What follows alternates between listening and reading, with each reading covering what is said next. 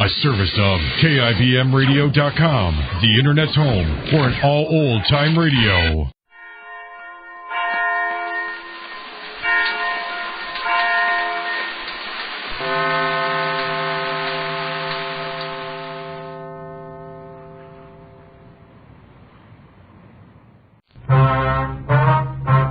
Dragnet. Ladies and gentlemen, the story you are about to hear is true. The names have been changed to protect the innocent.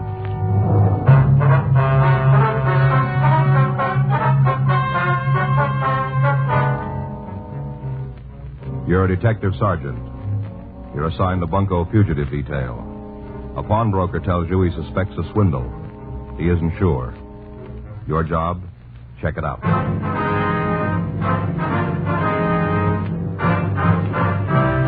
Dragnet, the documented drama of an actual crime. For the next 30 minutes, in cooperation with the Los Angeles Police Department, you will travel step by step on the side of the law through an actual case transcribed from official police files. From beginning to end, from crime to punishment, Dragnet is the story of your police force in action. It was Wednesday, May 18th. It was cool in Los Angeles. We were working the day watch out of Bunko Fugitive Detail. My partner's Frank Smith. The boss is Captain Dillian. My name's Friday. I was on my way into the office, and it was 7:55 a.m. when I got to room 38. Bunko Fugitive. You never know. Hi, Joe. Morning. You remember Fred Alpin? Oh, sure. Hi, Fred. Hi. Hold my own, Sergeant. Well, what's new? I'm not sure. Maybe just wasting my time. Yours, too. Fred thinks he stumbled onto a con game, Joe. All right? Don't look that way to me, anyhow. No. Well, what's the sting? Well, I was just telling Smith here.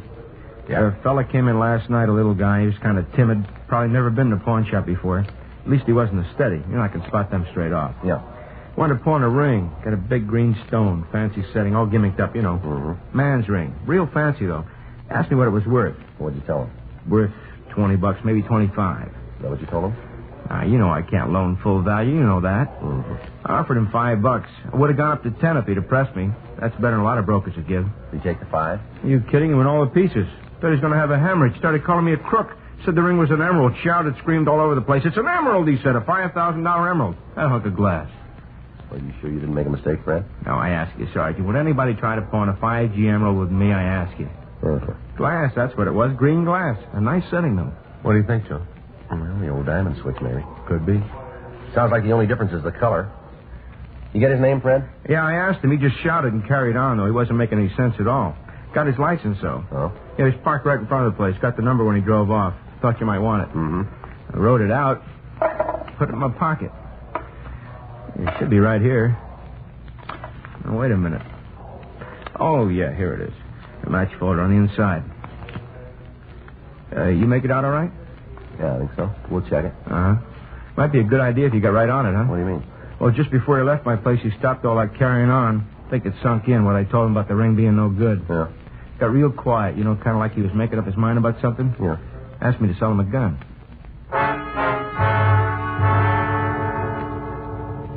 Fred Alpin gave us a description of the man who had tried to pawn the ring. We called our branch of DMV and asked them to check the license number.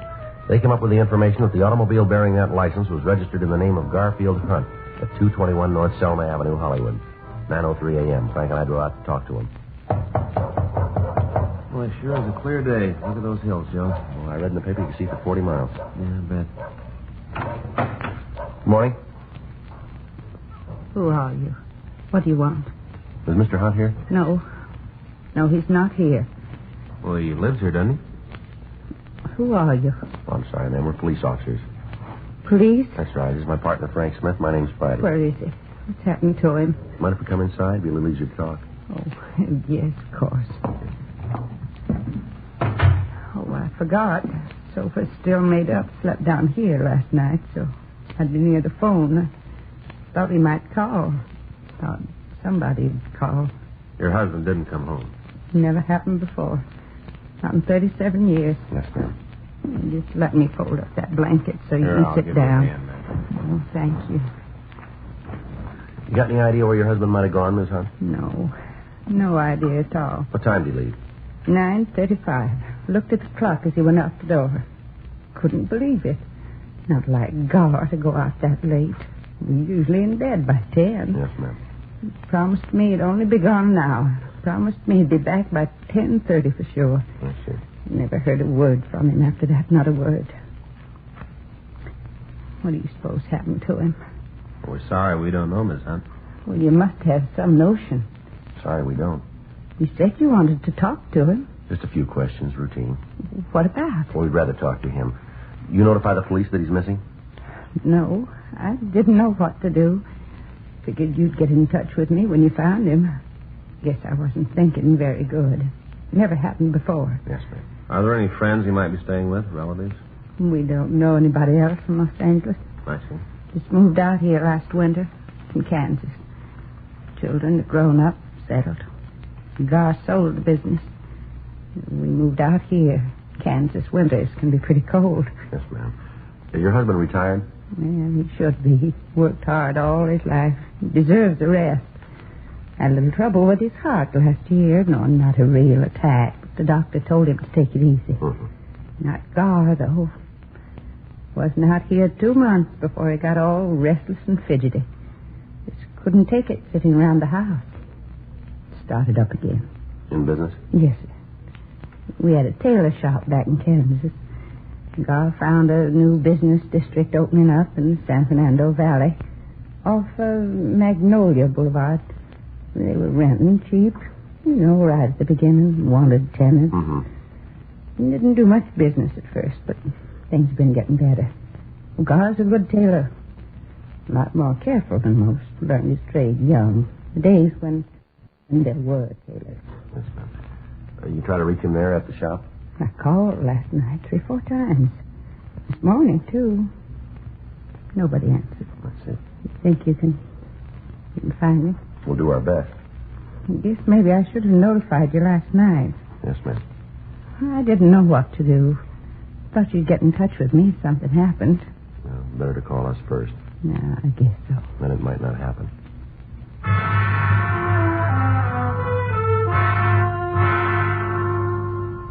Mrs. Hunt gave us a description of her husband. We advised her to make a formal report at the Valley Division. A local and an APB were sent out. 3:15 p.m. Patrol car unit 9L78 reported Hunt had been found sitting in his car. The car was parked on Mulholland Drive. Hunt had readily identified himself. We asked the officers to bring him in for questioning. Hi, Joe. Frank. Pete? Hi, Pete. Here he is. Thanks for spotting him for us. Sure, anytime. Want to sit down, Hunt? Go ahead, sit down. What do you want with me? Just like to talk to you, that's all. This is Frank Smith. My name's Friday. I've never been under arrest before, not once. Well, now, you're not under arrest now, Mr. Hunt. And what am I doing here? Why did those officers make me come with them? Well, you didn't go home last night. Your wife's been worried about you. Well, I was going home when they found me. Wasn't any place else to go. Sarah oughtn't to have called. She didn't call, sir. Well, how'd you find out? You tried to buy a gun. Pawn shop over on Main Street. Oh. Well, what'd you want the gun for? I wouldn't have hurt him. I just wanted my money back. I thought I could scare him. That's all. I don't know nothing about firearms. Thought maybe I could scare him. Who'd you want to scare? Now, who were they? Well, they said they was renting a store next to mine. Said they was jewelers that opened up a Valley branch for Lassing Wells. You know, the big jewelry store downtown here. Uh-huh. Crooks. That's what they were. Out and out crooks. Went looking for them early this morning. Back door to their store was open, the one next to mine. Yes, sir. Go ahead. I couldn't find hide nor hair of them. The place was empty. Just a couple of fakes. Had the windows soaked over so nobody could see what they were up to.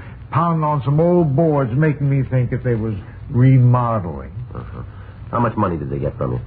Not them exactly. Fellow working with them. Must have been working with them. Only way it makes sense. Well, now, suppose you tell us about it, will you? He come into my shop the day before yesterday. It was long about 1 o'clock in the afternoon. Called himself Norman Christ. He said he was from Greeley. Really? That's a town in Colorado where my brother lives. Mm-hmm. Said he knew my brother Ed back there. What do you want with you? Well, he claimed that Ed asked him to look me up, see how I was doing. Probably didn't know Ed at all. They must have told him, them jeweler fellows. Uh-huh. I got to thinking back. Remembered I mentioned having a brother in Colorado one day when we was having lunch. Told him the town, too, Greeley. What happened then? Did he sell you the ring? Oh, you know about that, too? Well, you tried to pawn it, didn't you? No, sir, not really. I just wanted to find out how much it was worth so that I could tell Sarah, I was going to surprise her. Figured that I'd give him another day before I tried to sell it. Well, how'd you happen to buy it? Oh, I wasn't buying it outright. I was just loaning him on it. Mm-hmm. Told me he had a chance to option some property out near Encino. Real bargain. Said he had to close the deal by 5 p.m. that same day. He needed cash for a clincher. Mm-hmm. Had to get the money from Colorado. That's what he said. He was afraid he wouldn't be here in time. He couldn't go to the bank, didn't have any credit in L.A. Uh-huh. Needed $3,000. He said that if I'd loan him the $3,000, he'd give me back $4,000 first thing the next morning. Offered me his ring for security. He said it was worth $7,000 easy. Said it cost him more than that. You hand the money over? No, sir, not by a darn sight. Told him I didn't have $3,000. I told him straight out. Uh-huh. Said all I had was $1,500 in my savings account. I guess I shouldn't have said that. Very not, sir. He told me he might be able to swing it for $1,500. He'd have to go out there and see him in person. Said he'd come back. Did he leave then? No, not right away. I stopped him. I told him there was no point in coming back. I'm no jewel, I said. How do I know that ring's worth $7,000? Told me to get it appraised while he was gone. Told me to take it to any jeweler I wanted to. Seemed like he sure trusted me. Even a valuable ring like that kind of sold me on him. Mm-hmm. I went next door to ask those fellas who said they was jewelers. Place was locked up, so I figured they was still out to lunch. Mm-hmm. I figured maybe they was in the drugstore down on the corner, see? Did you find him up there? Yes, sir. What'd they say about the ring? Perfect emerald. That's what they said. One of them put a gadget up his eye, looked through it. You know what I mean? Yes, sir, I know. Perfect emerald worth $10,000. Not the flaw in it. Mm-hmm. Acted like they thought it was mine. Offered to buy if I wanted to sell. I told them about the other fellow. That he needed $3,000. I told them the whole story. I did. Uh-huh. They said they'd loan him $5,000 without batting an eye. Offered to make out a check right then and there. Kind of took my wind away. They were so anxious. I said maybe we could go in 50-50. They put up $1,500. I'd put up $1,500. That way, the guy would have $3,000 if he still needed that much. We could both make a little profit, Mm-hmm. One of them asked me how I wanted the check. Should make it out to me. I told him, make it out to cash. You remember how he signed it? Jones. Quincy Jones. That's the name I knew him by. Other one called himself Wyatt Truesdale. I don't think that's their real name. You? Probably one of those, what did you call them? Aliases. Yes, sir, yeah, that's it. Well, anyway, I went over to my bank and drew out the $1,500. About 2:30, the fellow came back, the one who gave me the ring. Yeah. Said he tried to talk the real estate people into being satisfied with $1,500. Wouldn't come down. Insisted on the whole $3,000. I told him not to worry, that I had it. Give him my $1,500 in the check. He said the check would be okay, seeing as how it was on a local bank. He promised that he'd pay me back the next morning. That'd be yesterday. Yes, sir. And when he didn't show up, I wanted to make sure just how much it was worth, the ring. Mm-hmm. In case something had happened to it. In case he didn't come back for it. That's why I went to the pawn shop. Mm-hmm. Offered me $5 for it. The man in the pawn shop. Couldn't believe him at first. Said it was just glass, hunk of glass. Then a great light broke on me. How I'd been tricked. All of a sudden it come to me. Well, why'd you stay out all night? Why didn't you go home? Well, you see, sir, I couldn't face Sarah. I knew I'd been swindled. $1,500.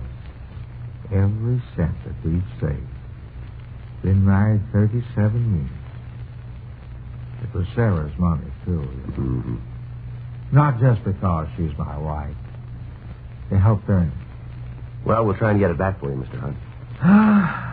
Not much to show for 37 years, is it? That's what I kept thinking while I was sitting in my car up there in the hills. All day long, just kept thinking. 37 years. $1,500. I'll have to tell her, won't I? Well, sure, I think that's up to you. She'll know it anyway. She'll know something's wrong. Yes, sir. Too late to start all over. We won't have them. There's not a chance. Have what, sir? Another 37 years.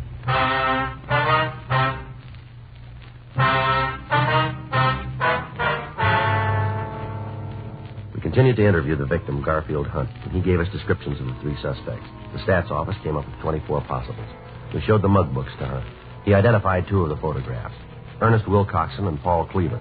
Hunt was positive that Wilcoxon and Cleaver were the men who had rented the store next to his and had pretended to be jewelers. He was unable to find a photograph of Norman Christ, the man who had sold him the ring. We pulled the packages on Wilcoxon and Cleaver. They had both done time for burglary. They had not previously worked with a third person.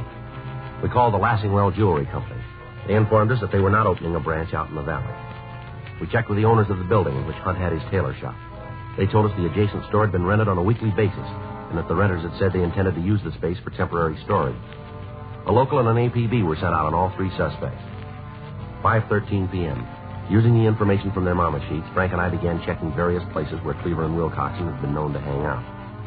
7:12 p.m.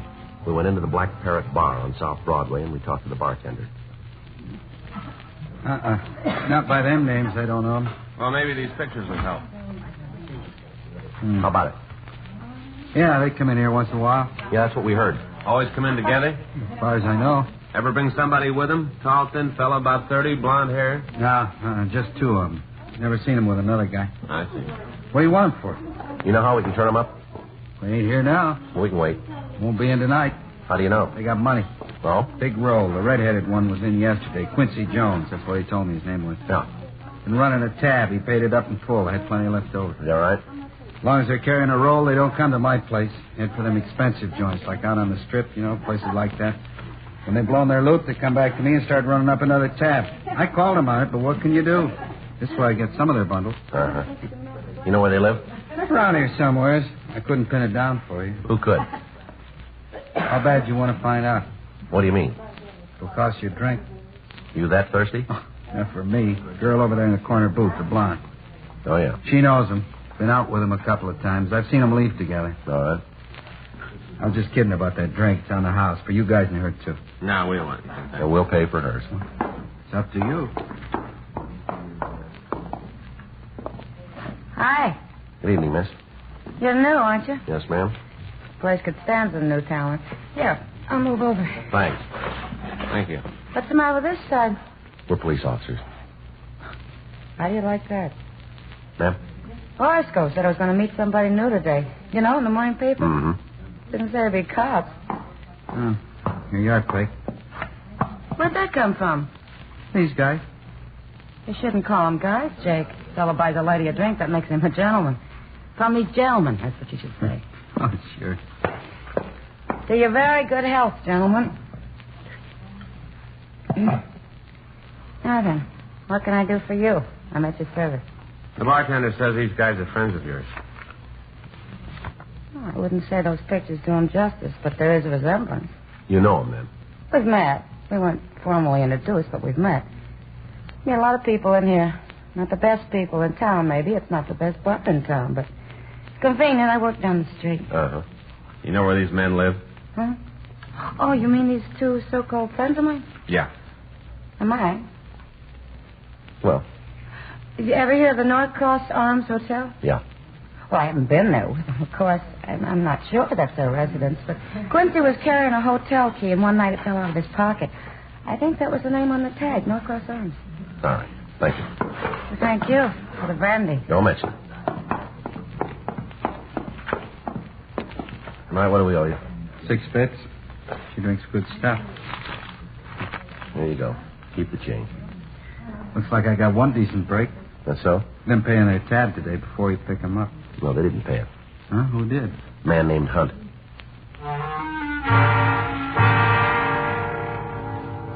The The clerk at the Norcross Arms Hotel told us that two men who resembled Wilcoxon and Cleaver were registered under the names of Jones and Truesdale. He said they'd gone out for the evening. He showed us up to their room, 36A. We asked him about the suspect known as Norman Christ.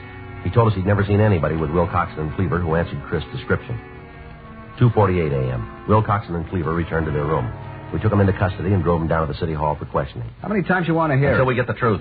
Does Hunt say he gave us any money? He never gave us a cent, did he, Ernie? No, we even paid his lunch tab a couple of times. That's right. Always managed to out-fumble us. Owes us a couple of lunches. He paid him back. What? $1,500 buys a lot of lunches. What 15? You got your share. You've been spending all over town. Hunt say he gave it to You us? still had over $600 when we picked you up. Now, where'd it come from? Hollywood Park. Picked 3 long shots yesterday. You want the names of the horses? Where's Chris?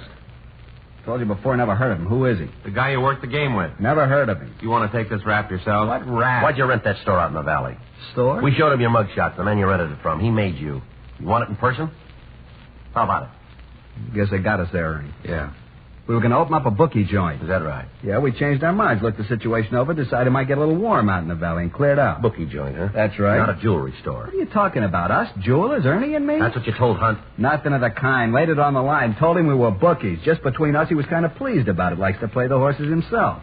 Liked the idea of being able to lay a bet so convenient. You're a liar. Now, look. Say, maybe that's what happened to his money. Maybe he lost it on a nag. Come on, let's try it again. Now, why'd you rent the store? You're going to get the same answers. Same questions, same answers. It's a waste of time. We got plenty. 72 hours. That's all you got. You can hold us on suspicion for 72, then you can turn us loose unless you prove something. We'll prove it. How? We didn't take any money from Hunt. Nobody says we did, even him. If he was a mark for this, what's his name, Chris? That's right. How do you wrap us into the package? Hunt never saw us with him. Nobody saw us with him. We'll find somebody. 72 hours, and you got to turn us loose. That's the law. Is that right? We know the law. Why'd you break it?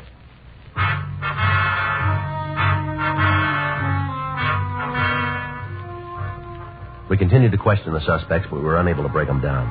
Thursday, May 19th, 7:45 a.m. Another team of detectives took over the interrogation. Frank and I went back to the office. Think they'll cop out, Joe? I don't know. It doesn't look like it, does it? No, not unless we turn up Chris. Did you call your wife? Yeah, sure bawled me out. Kept dinner waiting till after 10. You're lucky. Well, maybe. Wonder if I'll get home tonight. I got it. Bunko fugitive, Friday. Yeah, that's right. Sounds like him. How long ago? Uh-huh. Yeah. Chris?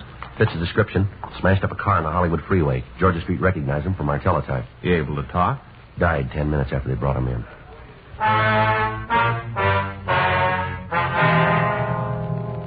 At the morgue, the victim, Garfield Hunt, identified the body. He was positive it was Norman Christ, the man who had sold him the ring. Wilcoxon and Cleaver were also shown the body.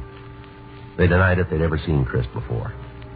The next day, Friday, May 20th, the evidence against Wilcoxon and Cleaver was taken to the district attorney's office. The complaint was refused. The evidence was deemed insufficient to bring the matter to trial at this time. Wilcoxon and Cleaver were released. 6:05 p.m. Frank and I got ready to sign out. Well, that really tears it.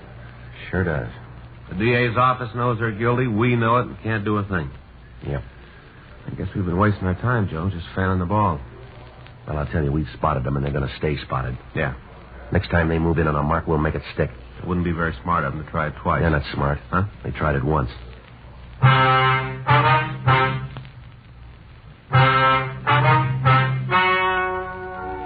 The story you have just heard is true. The names were changed to protect the innocent. 2 months later, on July 12th, Wilcoxon and Cleaver were apprehended for a similar crime. They were charged with 1-count grand theft. On November 6th, trial was held in Department 98, Superior Court, State of California, in and for the County of Los Angeles.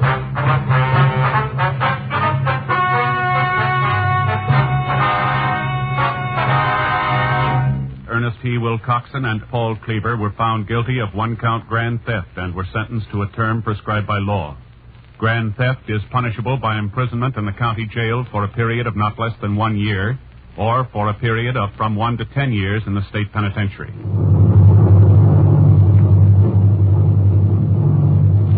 You have just heard Dragnet, the authentic story of your police force in action, and starring Jack Webb, a presentation of the United States Armed Forces Radio Service.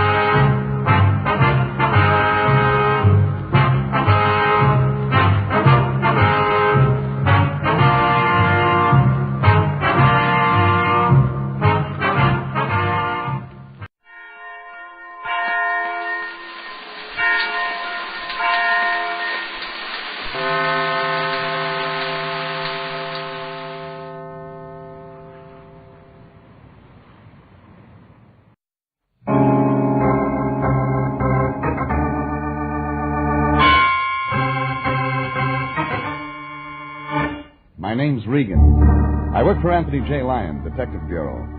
They call me the Lion's Eye.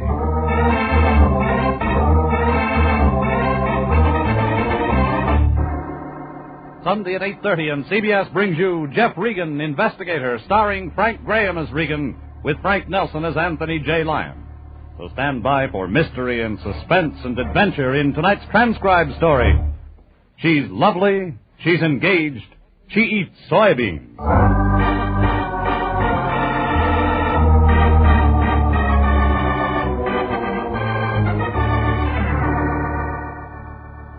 This one revolved around a beauty.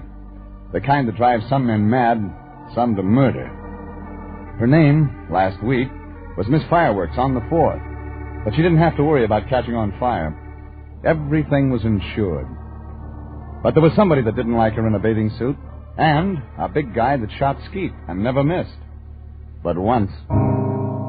I got a call from my boss, the Lion, last Wednesday morning before breakfast. Said he had to see me right away. When I got down to the Detective Bureau, the Lion was chewing slowly and holding a picture, Jeffrey. A photograph, to be exact. Chewing your cud, Lion? Wheat kernels, Jeffrey. Sunny fruit of Mother Earth. I saved some for your breakfast. Where's the marmalade? Don't scoff, my boy. These golden grains of patented wheat. Who's got a patent on wheat?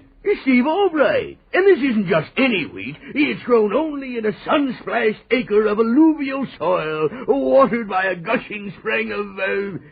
have a kernel, Jeffrey. Thanks. It's the new miracle health food, my boy. If you're heavy, it slims you. If you're lean, it builds you up. And you need only 10 kernels a day. Here, have another. The picture, Fatso. Yes, the picture. Well, look what the wheat has done for this girl, Jeffrey. Wrong side up. Yeah? Oh, yes. Ah, bathing beauty. Yeah, professional, my boy. He travels around the country doing this.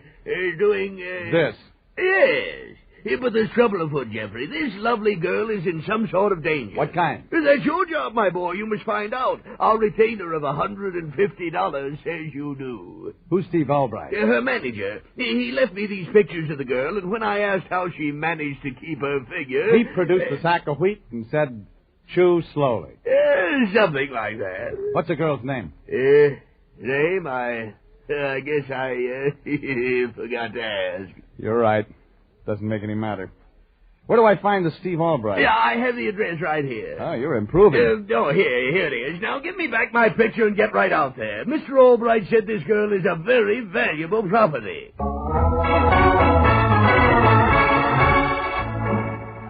Some photographs lie, but these told the truth. About soft hair flowing down to the waist. A fluted figure, tight in a two-piece bathing suit. If you look real close for it. Now, who'd want to get a girl like this into trouble? But somebody did.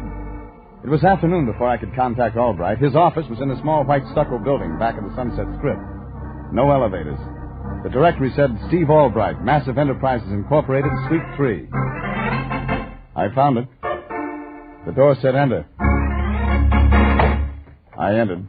Regan, excellent. The office was one room, a desk, and... Steve Albright is my name. Perfect. Glad you got here so soon. Excellent. Glad to know you. Wonderful. You're thinking this is a small office, that Massive Enterprises is broke. I ask you to examine the books, Mr. Regan. You've paid us. There's somewhere in this drawer. Oh, here they are. Excellent. Where's the girl? We'll come to her, fine. Graham. The books. You see? I go back to 1948. That's when I found her. What do you call her? Actual name, Jerry Shoulder. Marvelous. But no one knows her by that name. As you can see in the books, Mr. Regan, it's always something like Miss Gold Coast. Mm-hmm. Let's see. Chicago, $1,436.56. 2 days' work. Pictures, endorsements, radio shots. Mm-hmm. Good money for 2 days' work. Jerry was Miss Coal Tar Derivatives for the Duplan Manufacturing Empire. $2,769.84. In 3 days. Marvelous. Of course, the flower festivals and all have a bathing beauty contest, but they find it's much simpler and more advantageous to have a professional win. She knows how to pose, she knows what to say and do, and, of course, she's more beautiful. Makes sense. You say she's in trouble. We did very well in Kansas City as Miss Ground Round for the butchers. I want to know about now. Well, since we've been here, Mr. Regan, there have been innuendos, threats against her life. Why? I don't know. Oh, well, here, you can see from a picture. You left pictures of her with Lion. I'm convinced. I mean, Mr. Regan, it's seldom that a girl comes along who has all... delightful. I mean, it's insured. Insurance is a wonderful business. Yeah, $100,000 overall. And Lloyd's of London will pay $10,000 if she injures those legs of hers. Mm-hmm. You want me to act as her bodyguard, eh? Precisely, Grand. Delightful. That is, if you feel you can resist her. You see, Mr. Regan, her value as a professional bathing beauty is ruined if she gets mixed up with men. Marries. Uh-huh. You, got a policy on that, too? $50,000. I promise I won't marry the girl. Your big job is to keep men away from her. What man? His name? Banyan. He's tall, good-looking. Yeah, I know him. Cheap rackets here. Oh, excellent. Then we can do business. Just curiosity, all right, but what about the golden grains of patented wheat? Oh, that's just a sideline of our enterprise, Mr. Regan. Women wonder how Jerry Shoulder managed to keep what you see in this photograph, so we started a little health food business on the side. Yeah, another thing, if something happens to Jerry Shoulder, who gets the insurance money? Massive Enterprises. Which is? Me. I checked the insurance policies. They seemed genuine. I asked where I could find Jerry Shoulder and was told the beauty parlor. Where else? And that's where I headed, only instead of a parlor, it was a beauty salon. The doors were plate glass, the doorman, an electric eye. The plate glass swung out. I swung in.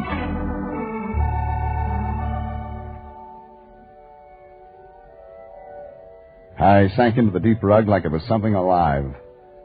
The place was wired for music. There were flowers and a statue of Aphrodite, life-size, standing in the fountain. The official greeter was Trey Chick in ascot tie and cutaway pants. What's it to you, Mac? He said, noticing my glance. You maybe want your hair done? If you don't mind my asking, why are you working here? The slick dames got to get their kicks. I remind them of Humphrey Bogart. Oh, yeah, sure. Well, now, Humph, could you tell me... My name is Mungo. Who was that? Just a dame getting beautiful.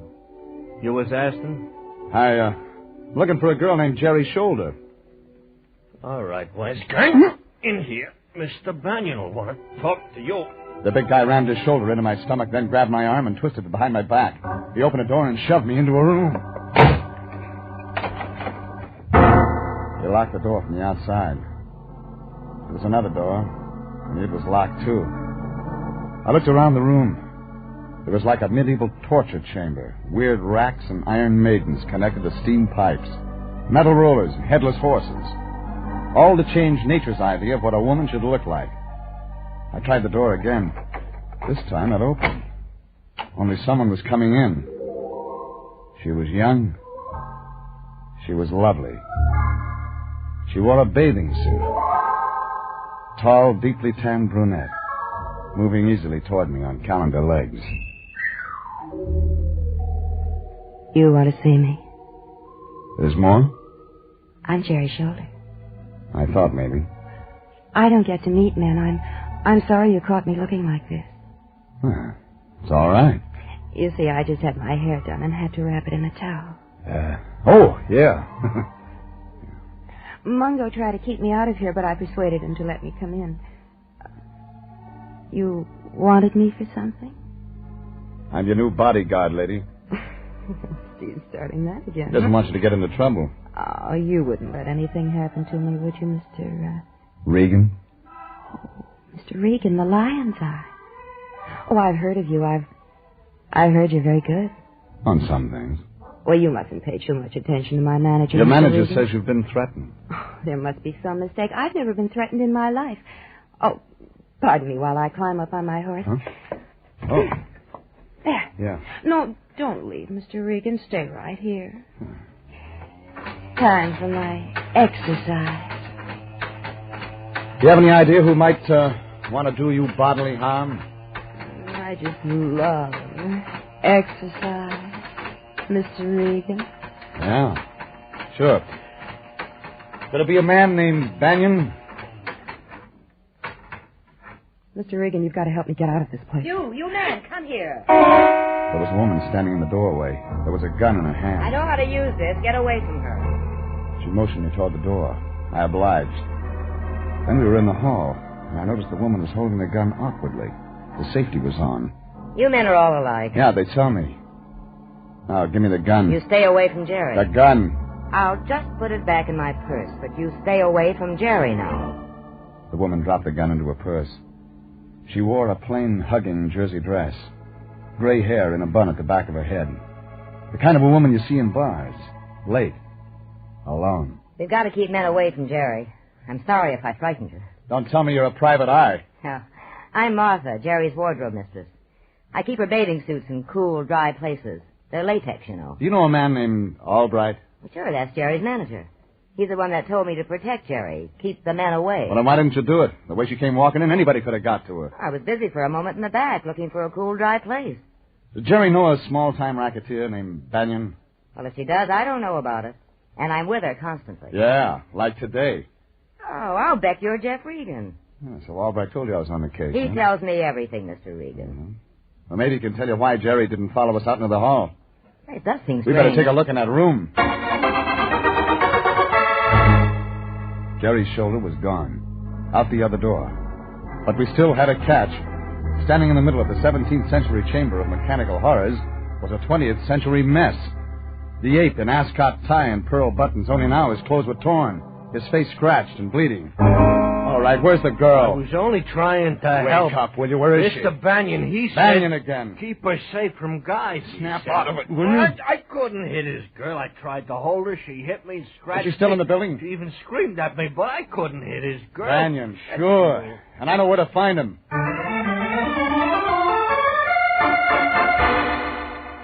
Banyan operated out of the 7 Club. But when I checked, he wasn't there. I finally caught up with him outside of town, in a spot hidden from the highway. A country club. A gambling joint that featured bare-knuckle bouts, cockfighting, and now, Banyan, with a shotgun in his hands, shooting skeet. Pull! Dead duck. Nice shooting, Banyan. Talking to yourself, Banyan? Huh? Oh, Regan. Shooting clay pigeons a little out of your line, isn't it, Banyan? Clay pigeons? You never know which way they'll fly. Sharpens the eye. Pull. Yeah. Makes it easy when you're trying for a larger target. Nice spot you got here. Doesn't belong to me if that's what you're after. No. The way I read it, brand new beauty parlor belongs to you. Likewise, a guy named Mungo. That's your new front. Regan, it's a salon. Oh, yeah, I thought. What I'm after, Banyan, is a girl named Jerry Shoulder. Never heard of her. Beautiful, isn't she? Very. Look, I'm playing for keeps. Oh? You won't mind if I just slip a few more shells into my shotgun? Just remember, I don't scare. Oh, I'd almost forgotten. Open up, Banyan. Jerry Shoulder. You know what my enemies are saying, Regan? That Jerry Shoulder's as good as dead. Pull! He missed. This time. I checked the club grounds. No Jerry Shoulder. She wasn't with Banyan. I headed back to L.A. fast.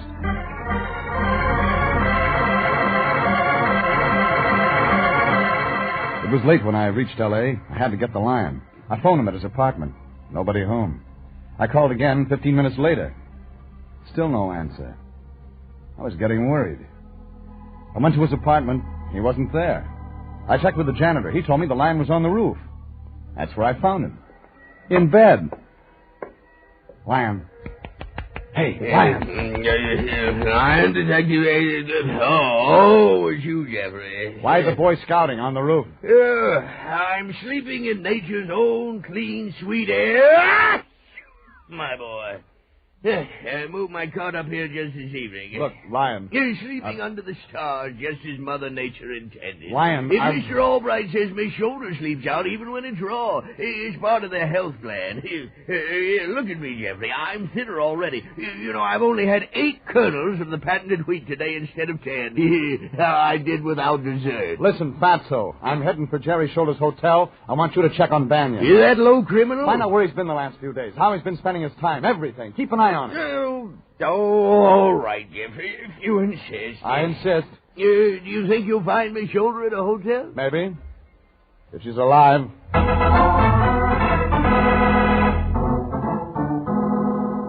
I I dropped the Lion off at police headquarters to get a rundown on Banyan. Then I drove to Jerry Shoulder's apartment hotel. The street was quiet and deserted. Most of the windows were black, just a few lights here and there. Patio balconies. Very swank. Inside, there was a self-help elevator. I went up.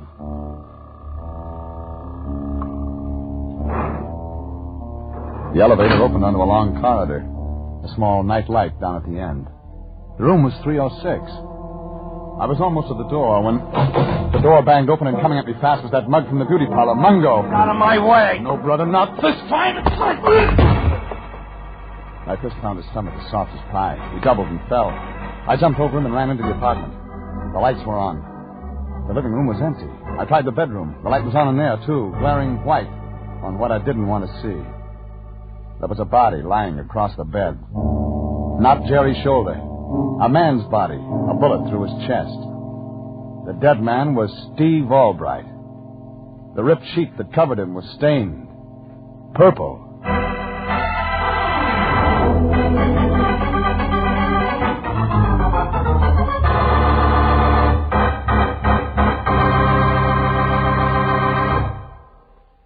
This is CBS, and you are listening to tonight's adventure with Jeff Regan, Investigator, entitled She's Lovely, She's Engaged, She Eats Soybeans.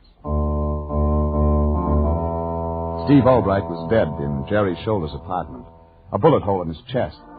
And what looked like purple acid burns through the bedclothes. I'd caught Mungo, the well-dressed ape from the beauty parlor, coming out of the apartment door. And I knew that Mungo worked for Banyan, the racketeer. Albright had hired me as Jerry Shoulder's bodyguard. He'd have done better to have hired me as his. I called Candid at Homicide. Now, the police photographers were gone. We were waiting for the coroner. Candid sitting on the bed next to Albright's body. Candid was eating Fig Newtons. Well, I'm glad you held on to Mungo, Regan. You think he did it, Candid? Open and shut case. You know, Jerry Shoulder was insured, but plenty. Yeah, you said. I called the night member of the insurance company right after I called you, Candid. They said all their policies were in effect but one. You know which one? I'm not interested, Regan. I've got the killer. It was the one that would have paid off to Albright. The deceased. If Jerry had married.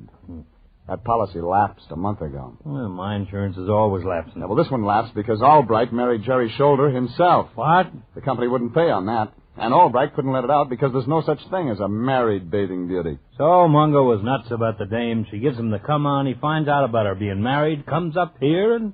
And? Have a Fig Newton, Regan. They're real fresh. And? Well, he was going to kill the girl, like they all do, Regan. You know that. But Mungo gets real mad when he finds her husband in her bed, and he knocks him off. Mungo denies it. They all do, Regan. You know, Candid, the way the bullet entered, looks like it was a hurry-up job. So Mungo was nervous. You know Mungo worked for Banyan. We've got the killer. Mind if I, turn out these lights? Hey, now, wait a... Regan, I can't see. Yeah, it's kind of dark in here. Regan, where are you? I feel something moving. There's a dead guy in here, Regan. Give your eyes a chance to get used to the dark. Oh, gee, turn the light on. Huh? Barely make out the figure on the bed. In the name of the law, Regan. Okay, Candid. I've got all I need here.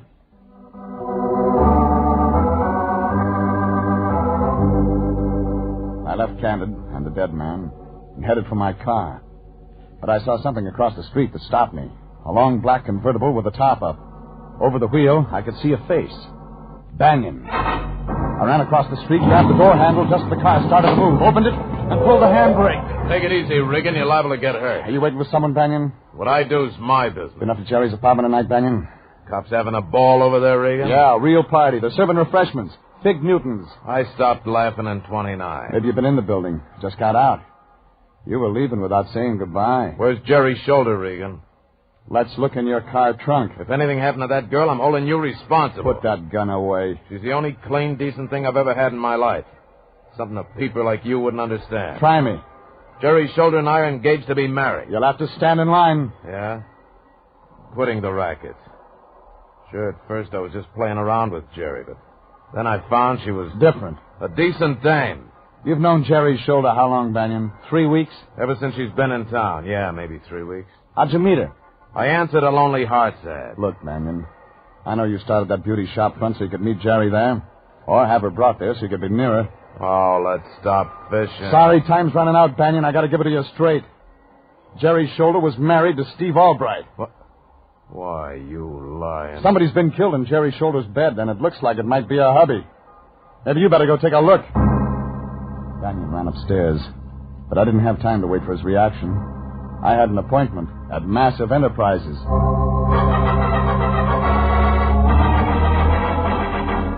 It was 4 a.m. now. A clear sky pouring cold moonlight down on the deserted stucco that housed Massive Enterprises Incorporated. The outside door was open. Steve Albright's office was locked. It opened on the third key. I tried. I snapped the overhead light on. Everything just as I remembered it. I opened the desk and found what I wanted. When Steve Albright had said that Massive Enterprises consisted of himself, he was almost right. The health food sideline was in the name of Martha Highgate. I used the phone to raise the line. Tried every place I thought he might be. Then tried the office of the Detective Bureau. Yeah, Anthony J. Line, Detective Bureau. Anthony J. Me, Line. Fatso. Oh, Jeffrey, my boy. I've been trying to locate you. What'd you get on Banyan? That's what I wanted to tell you. I picked up his trail at the 7 Club. He was with Jerry Shoulder. Well, yeah. Yeah, I just talked to Banyan. Yeah, I'm not surprised, Jeffrey. I took his girl away from him. Jerry Shoulder? Yes, when they came out of the club, Banyan went to get his car. I spoke to Miss Shoulder and told her she was in great danger. Showed my credentials, and she came with me. With you? Yes. Oh, she's a very nice girl, my boy. She said she's had to go around with Banyan. He practically forced her to accompany him. Where's Jerry Shoulder now? Well, she was here at the office up until an hour ago. We had a midnight bite of wheat and quite a nice chat. She's gone? Well, I was out getting a drink of water, and when I came back, she was gone. Anything else on Banyan? Oh, yes. There is no Banyan. Come again? Banyan is just one of the aliases taken by a hoodlum whose real name is Highgate. Highgate? And he has an older sister named Martha. Yes, but how... That's all I needed. Thanks, Lion. It began to make sense. When Banyan saw Jerry Shoulder had run out on him, he phoned downtown to Mungo, had Mungo check her apartment. That's where I found him. I looked through Albright's desk and found Martha Highgate's address. It was the Rondo Hotel. When I got there, the room clerk was smiling. Room 405, Regan, but you won't find Martha Highgate up there. Who will I find? Smooth dame. Must be a friend. Had a bottle and some ice cubes sent up just a little while ago. Celebrating. Celebrating? Wearing a bathing suit.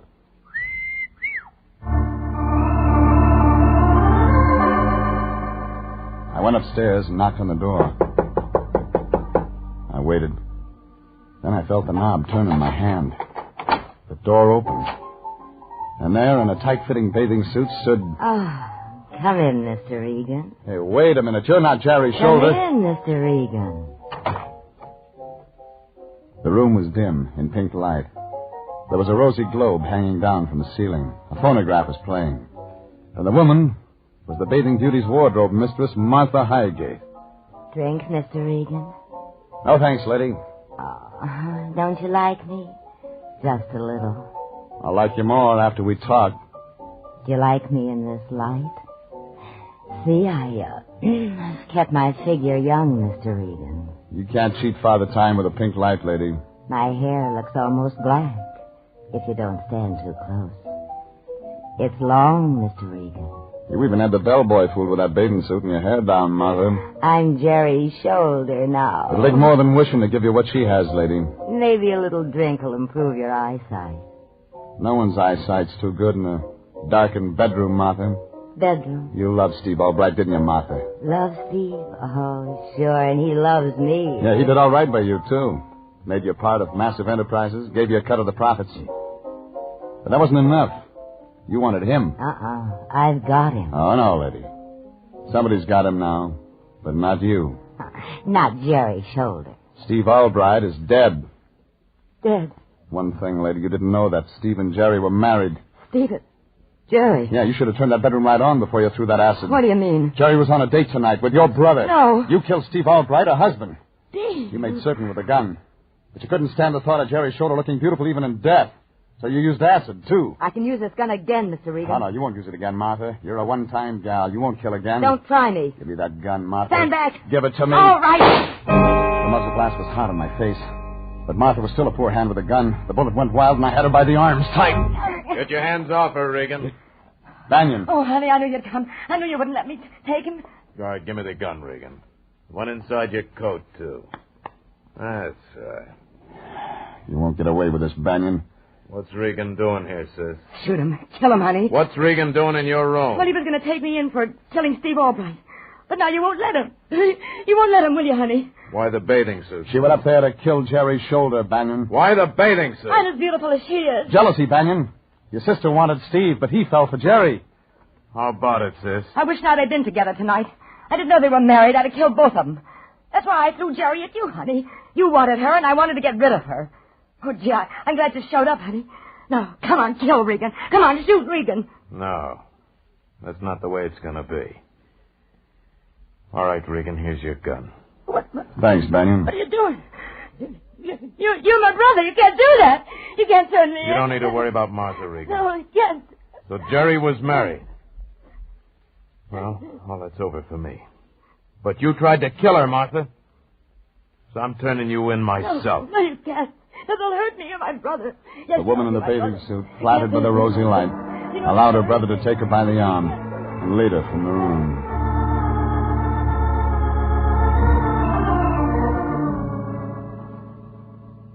Banyan delivered his sister to Candid down at Homicide. But to make sure, I followed Banyan's car all the way. Too bad about Banyan.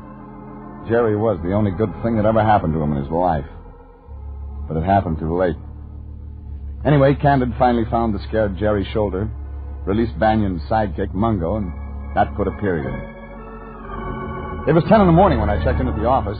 The lion was singing. There was a boy, a very strange, enchanted boy. Oh, Nature Boy. Oh, Jeffrey. Still packing away the wheat, fatso? Oh, yes. Notice how much weight I've lost already, my boy. You know, this morning I saw my cheekbones for the first time in years. Oh, eyes sunken, color gray. Jeffrey, I've never felt so healthy. I've been eating nothing but golden grains of patented wheat. Patented? Patented. You know, Miss Shoulder eats nothing but health foods, Jeffrey.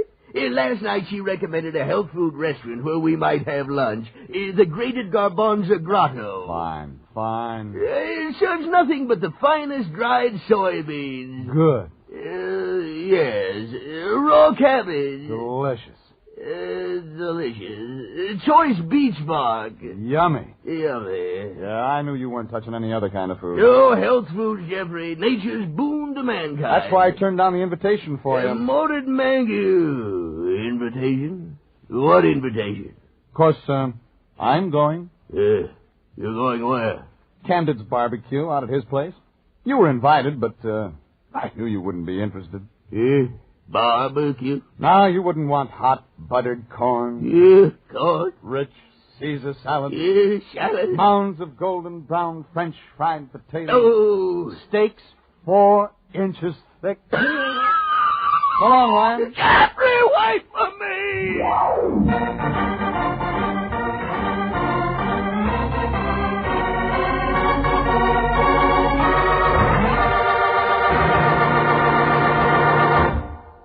Jeff Regan, Investigator, is written by William Frug and Gilbert Thomas, produced and directed by Sterling Tracy, and stars Frank Graham as Regan, with Frank Nelson as Anthony J. Lyon. Original music is by Dick Arant. Jeff Regan, Investigator, is heard each week at the same time over CBS. Bob Stevenson speaking, reminding you that Jeff Regan will be back next week, transcribed. This is CBS, the Columbia Broadcasting System.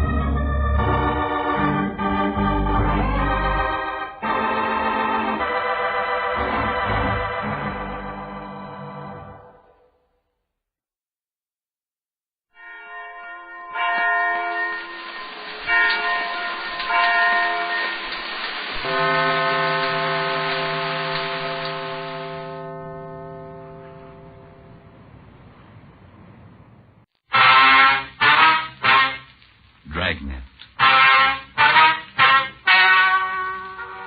Ladies and gentlemen, the story you are about to hear is true. The names have been changed to protect the innocent.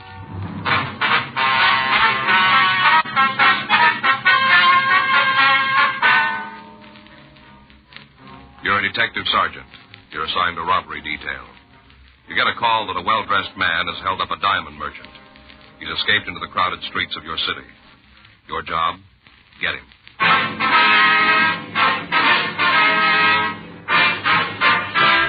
Dragnet, the documented drama of an actual crime. For the next 30 minutes, in cooperation with the Los Angeles Police Department, you will travel step by step on the side of the law through an actual case transcribed from official police files. From beginning to end, from crime to punishment, Dragnet is the story of your police force in action. It was Tuesday, February 8th. It was cold in Los Angeles. We were working the day watch out of robbery detail. My partner's Frank Smith. The boss is Chief Detective Veda Brandt. My name's Frank. I was on my way back from communications, and it was 12:10 p.m. when I got to room 27A. Robbery. You get the wire off there, Hearn? Yeah, I should have an answer this afternoon. Doesn't come in, we better call him. Yeah. Want to get something to eat? Yeah, it's about that time. Where do you want to go? No, how about the stakeout? Good. I could use a couple of enchiladas. Get your hat. You want to tag the skipper before we leave? No, he's not in. I saw him go out with Chief Brown. We can talk to him when we get back, huh? Right. Let's go. It's a hot one. I'll get it.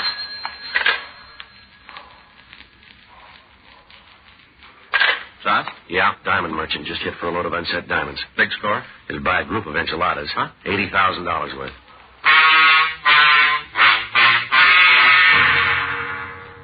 Frank and I left the city hall and drove over to the address we'd gotten on the hotshot phone. It was a large office building on Hope Street. From the lobby register, we found that the victim, a Mr. George Mars, occupied suite 318. We checked with the uniformed officers who answered the call, and then we went upstairs to talk with Mars. Well, I tell you, officer, there wasn't anything about him that'd make a person think he was a hold-up man. Mm-hmm. Nothing. You want to tell us exactly what happened? Well, sure. There's not much to talk about. I was sitting here looking at the papers, checking the sales. What's that? Dollar Day. Oh, I figured maybe I could get a good buy on some suits. I've been needing them. Figured maybe I could pick up a couple on sale. Not for $1, you know, but on sale. Yes, sir. Go ahead. Well, just sitting here reading the paper, and all of a sudden the door opens, and in comes this fellow. Mm-hmm. Nice looking. Sure no reason to think there was anything wrong. Yeah. Told me he wanted to see some diamonds on set. Mm-hmm. You say why you wanted to see him? Yeah, something about opening a store up in the valley someplace around Sacramento. Oh, yeah. I felt kind of good. You know, to think a man had come all the way down here to look at stones I've got. You say why he did that? No, I didn't ask. Lots of times that happens. Been in business quite a while. Word gets around. Mm-hmm. Anyway, the man said he wanted to see some stones. I went back to the safe to get them. Yeah. Picked up several trays and brought them out here. When I took another look, he was sitting right there. There, holding a gun. Mm-hmm. Just as calm as can be, pointing the old gun right at me. Did he say anything to you? Told me to put the diamonds on the counter, not to make any noise. Said if I played it smart, I wouldn't get hurt. Yeah. I wish you could have seen this fellow. Just as calm as could be, he reached in his pocket, took out a pair of gloves, put them on, then he scooped all the diamonds into a little bag he was carrying and told me to get into the back room. Yeah. Made me lay down on the floor, and then he locked the door. Told me not to make any noise. Said to count to 100 by ones before I tried to yell. Mm-hmm. Well, after he locked the door, I heard him leave the office. I started counting. All right, Mr. Mars, can you give us a description of the man? Outside of the fact he had the gun, I can't tell you anything about him. I'm trying to pull a picture out of my head, but there just isn't anything. Well, maybe we can help you. Go ahead. I don't think it'll do any good. All right, let's start with his age. How old was he? I don't know. Medium, I guess. 30, 35? Older, younger? I don't know. How tall was he? Oh, I guess you'd say he was... I don't know. Well, when you looked at him, did he seem to be larger or smaller than yourself? About the same. Well, then he'd be about, 5'10", 11? I guess so. I don't remember. What about his face? Can you tell us anything about that? Nope. Do you have a mustache? Might have. But you aren't sure? No. Wear glasses? I don't remember. Well, now, think real carefully. Is there anything at all that you can remember about him?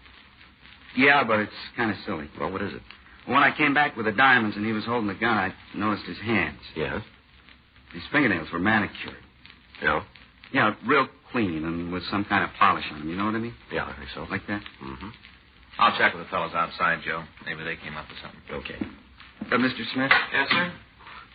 I'm sure sorry about this not being able to help more. Well, don't worry about it, Mr. Mars. I'm sure sorry. I'll be right back, Joe. All right. You have a cigarette, Mr. Friday? Yeah. Here you go. Thanks. Here's a light.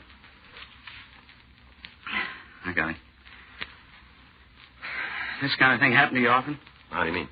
Oh, where somebody's robbed and can't remember what the hold-up man looked like? Once in a while. What do you do about it? Try to find another way. You usually find one? Most of the time. Joe? Yeah. See him in? Yeah. What do you got? Well, I checked with the men in the radio unit. Yeah. They got a guy downstairs. We better talk to him. Suspect? No, eyewitness.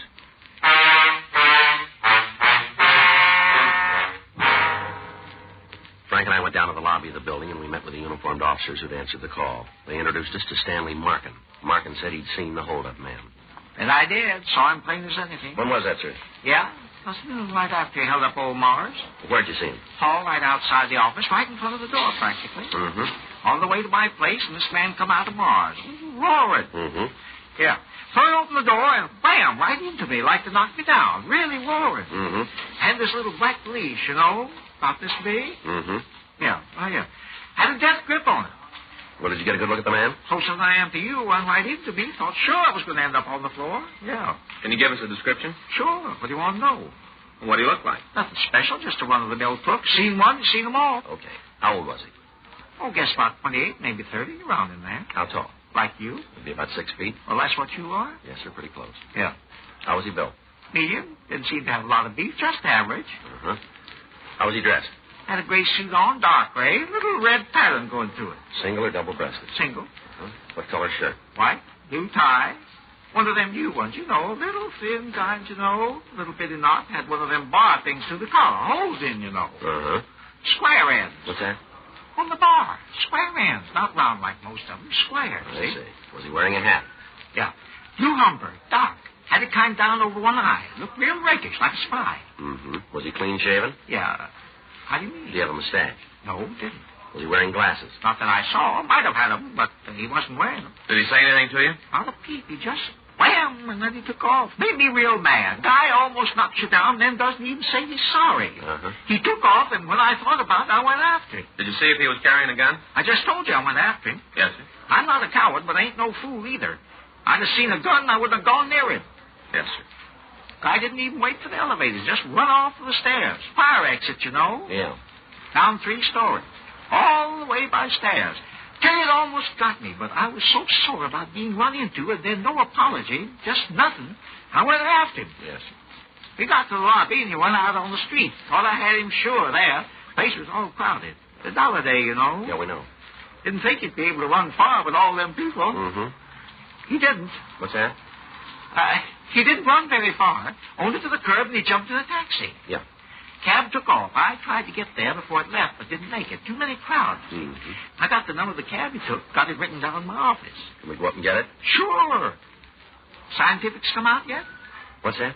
Scientifics, you know. Fingerprints and all. They come yet? No, not yet. Well, they get here, and it'll be toodaloo to him. Them guys in their machine, just a matter of dropping a few cards in some gadget, and ping, there's the name. Yes, sir. Well, it'll be a little more than that.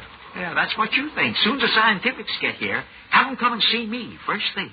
You bet. Give him something to really work on. What do you mean? Yeah, good start on who the fella is. What's that? When he bumped him to be upstairs, he dropped his hat, flew right off his head. Guy didn't stop to pick it up. I got it. It's a good one. Uh-huh. Got his name in it.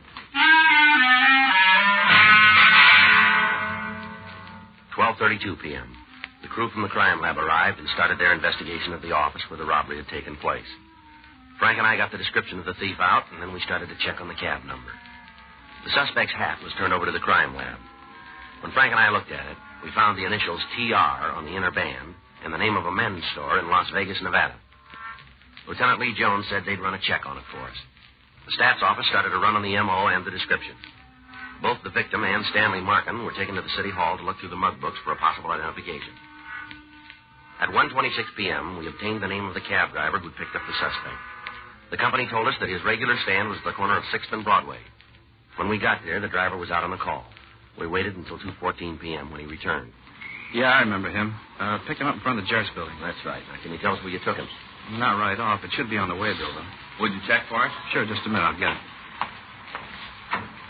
A nice break if he's got it. Yeah. Yeah, here it is. I picked him up at 12:06 and dropped him at the Toddle Inn bar over on Fig. Did he go in the place? Yeah, I was making out the log. I saw him. Did he say anything to you on the way over? No, nothing special. Seemed kind of nervous, kept looking back. I figured there was something wrong, but you get so many crackpots in this business, you can't take time to worry about all of them. Mm-hmm. So what'd he do? Feel a little better if we talk to him about that. Yeah, sure. Oh, one thing he said might help you out. What's that? Well, he wanted to know where he could get an airline schedule. Yeah. Said he was anxious to get out of town. The cab driver verified the description of the suspect. We put in a call to the airport detail and gave them the suspect's description. The bus depots and railroad terminals were also alerted. 2:47 p.m. We drove over to the Toddle Inn bar. Hi. What'll it be? Police officers want to ask you a couple of questions. Nothing wrong, is there? I'd like you to tell us. Well, look around. You won't find nothing out of line. It's a clean place. Mm-hmm. Who's been in here this morning? Huh? How many people have been here? Well, just a couple. It's kind of slow. Why? We're looking for a man about 28 or 30, 6 feet tall, medium build, wearing a dark gray suit. The way we got it, he was in here about 12:15, 12:30. Today? That's right. What's he done? Was he here? I don't want any trouble. You're saying it the wrong way. Now, was the man in here? Yeah. Who is he? I don't know. You want us to buy that? It's the way it is. If you don't like the color, shove off. No, you don't mean that, do you? Look, cop, the door was open when you came in, no lock. Same way when he was here. Came in, had a drink, that's it. You try to build any more, you're going to find out you lost the paddle. Get your coat. Huh? You heard me. Move. What are you going to do, take me downtown? That's it. Gotta get somebody to watch your place. We'll wait. Look, it doesn't seem very fair. How do you mean that? I didn't have part of the action. Well, why don't you tell us? The guy came in, he ordered bourbon and milk. He sat there and drank it. Had a couple more and left. Doesn't mean anything to me. And why you stand in front of him? I don't know. The place is clean. I like to keep it that way. Who is he? Look, I tell you true, I can't pull up a name. Well, now, suppose you try. Tom something. Is he in here often? A couple times a week. What's the attraction? Look, why don't you tell me what it's all about? Maybe we can make a deal. We don't need you on our side. Why does he come in? To see Alex. Who's she? Waitress. What's her last name? Coldbar. She go with this fella? I don't know if it's serious. They've been out a couple of times, dinner and a show. Where do we find her? I guess she's home. She don't come to work till 4:30. You got her address? It's in the book. Get it. No other way? Get it. Okay. Does Tom make a phone call while he was here? No. What do you have to say to you? He told me he just wound up a deal. He did pretty good on it. Said he was going home. You live in town? Not regular. He's from, I don't know, Nevada, I think. You say where? Well, he mentioned some small town, a Boulder City, I think. There's not a street or anything there. You want to get the girl's address? Yeah.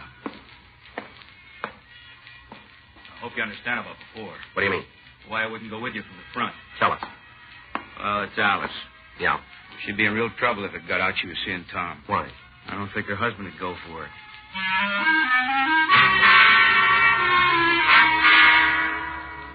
We called the name and description of the waitress into R&I, but we found there was no record on her. Frank and I left the bar and went over to her home. It was a run-down apartment building on Court Street. We checked with the manager, and she told us that the girl's husband left about 9:30 that morning. She went on to say that Alice Colbar seldom left the place before 3:30, and that as far as she knew, she was still at home. Frank and I went up to talk to her.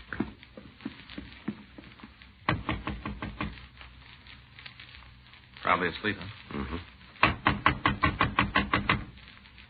Miss Colbar. The door open? Yeah. You got your flashlight? Yeah, here. Miss Colbar? Throw the light over there, Frank, in the corner near the bed. I'll call an ambulance. Yeah. Tell them to step on her. How's she look? Like she's dead.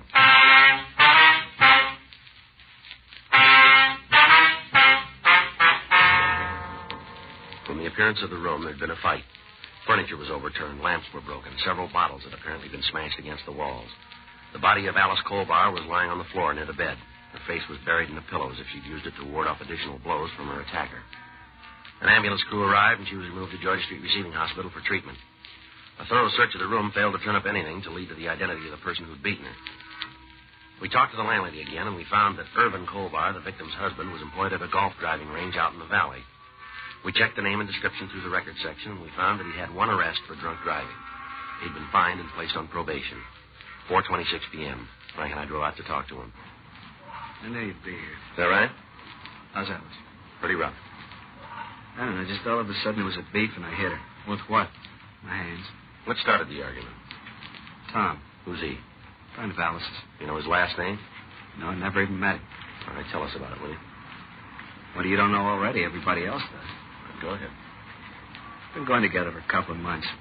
Alice works at a bar. Tom came in all the time. I guess it got pretty serious. Yeah. I went by the place last night, going to pick her up after work. She was gone. The bartender there told me she'd left with this fellow, Tom. I got pretty sore. You can figure what it's like finding your wife's running around with another man. Yeah. I had a couple of drinks. I'm trying to think what to do. Right then, I wanted to kill both of them.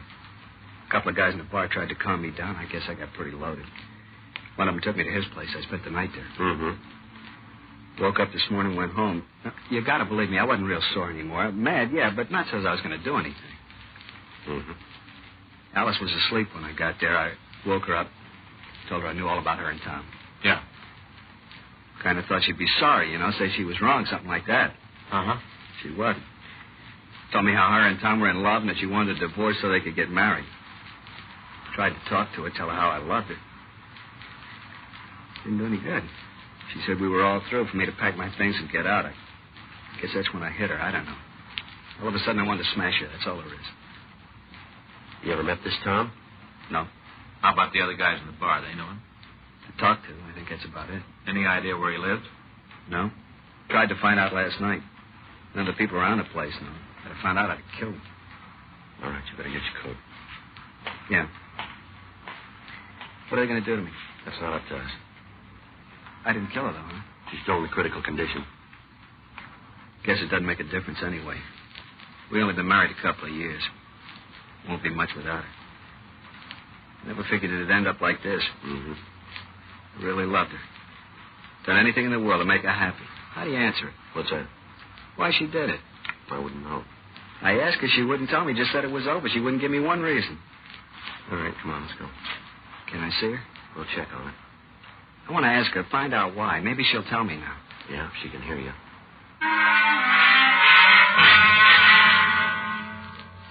Irvin Colbar was taken to the main jail and booked in on charges of suspicion of violation of Section 245 PC, assault with a deadly weapon. We put in a call to Georgia Street Receiving Hospital, and we found that the Colbar woman had been removed to the county hospital. She was still unconscious. We made arrangements to be called in the event she was able to be questioned.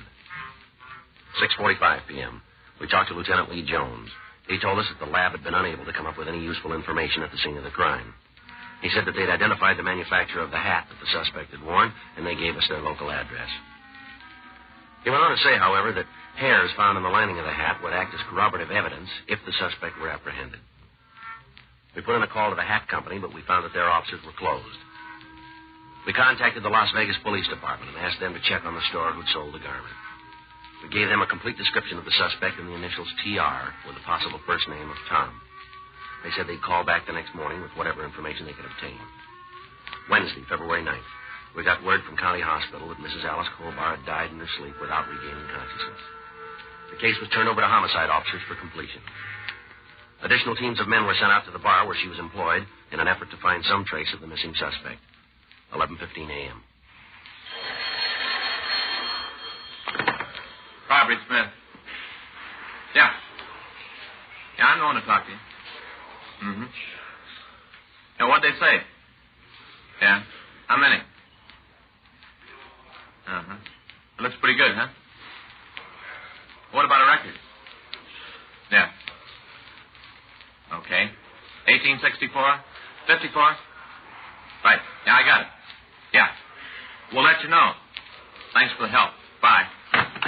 Las Vegas. What do you got? Well, I checked with the clothing store where the hat was bought. Mm-hmm. It's a new model, only been out a couple of months. Remember the guy who bought it? Yeah. Description didn't mean anything, but the initials did. Clerk said the hat was bought by a Thomas Rourke. Vegas got anything on him? Yeah, a couple of arrests for robbery. Do any big time? No, the cases wouldn't hold. They know where he is? They got an idea. Yeah. He's supposed to live out in Covina. Frank and I checked the name Thomas Rourke through R&I, and we found one assault arrest on a man answering his description. The mug shots were pulled and shown to the robbery victim and the witness. Both of them gave us positive identifications. We contacted the Covina Police Department and told them what had happened. They assured us a complete cooperation.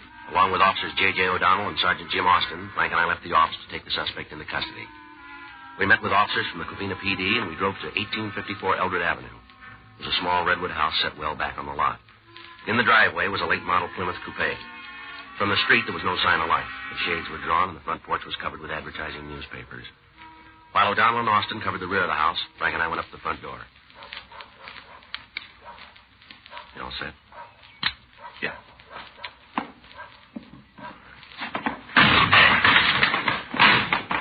No one here. All right, take that side. Right. nothing out back. How you doing? Wait a minute. Closet. I give up, don't you? Go on out there. Yes, sir. I'll do like you say. No trouble, sir, please. No trouble. Keep those hands where I can see them. Yes, sir. Just like you say. Now, turn around. Hands on the wall. Quick. Yes, sir. Come on, move. You won't find anything. Haven't done anything wrong. You got the wrong man. Yeah, sure. I'm telling you the truth, sir. I wouldn't lie. All right, come on, let's go. Yes, sir. I get a coat. Point it out. In the closet. Great. I'll get it. What's this all about, sir? You don't need a picture. I'm afraid I do. I don't know why you're doing this. That's your car in the driveway? Yes, sir. You live here alone? No, sir. This is my sister's house. Where's she? Working, sir. Here, stick it on. Let's go. Can I get a hat? Don't bother. Huh? We got one that'll fit you.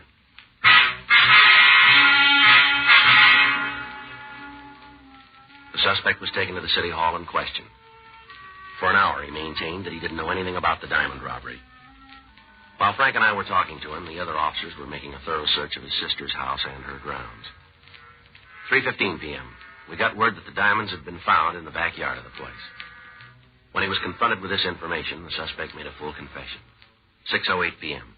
He'd just finished giving us a statement. All right. This is a true statement, is it? Yes, sir. You make it without promises of reward or immunity. There's been no force exerted on you. You give this statement of your own free will, right? Yeah. All right. Here. Here's a pen. Sign all copies. Too bad about Alice. Yeah. Nice kid. Got too serious, though. Is that so? Yep. Yeah, I talked all the time about how she was going to leave her husband, how we were going to get married. Sign all copies, fellow.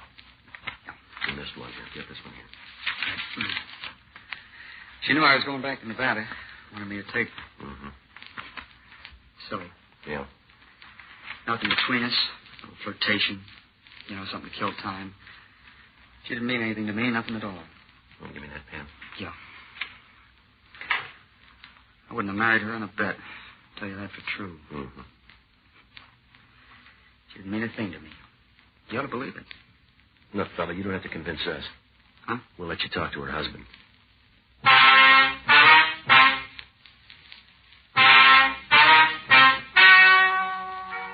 Ladies and gentlemen, the story you have just heard is true. The names were changed to protect the innocent. On June 9th, trial was held in Department 98, Superior Court of the State of California, in and for the County of Los Angeles.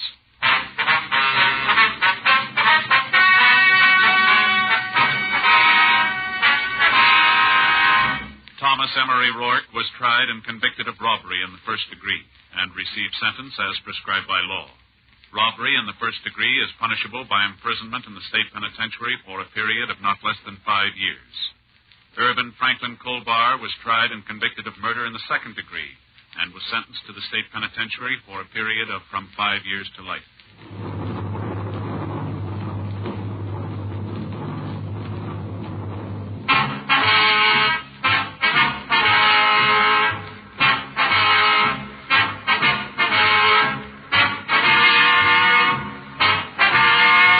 You have just heard Dragnet, the authentic story of your police force in action, and starring Jack Webb, a presentation of the United States Armed Forces Radio Service.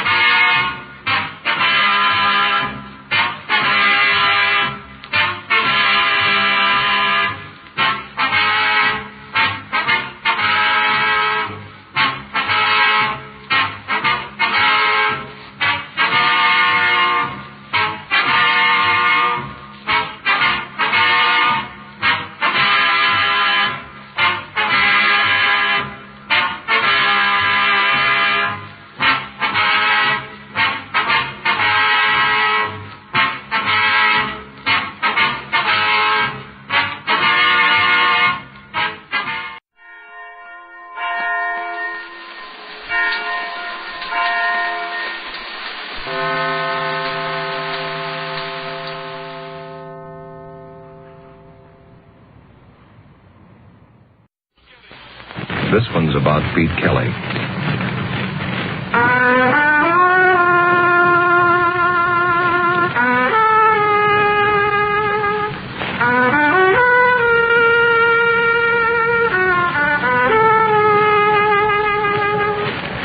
about the world he goes around in. It's about the big music, and the big trouble, and the big 20s. So when they ask you, tell them this one's about the blues. Pete Kelly's blues.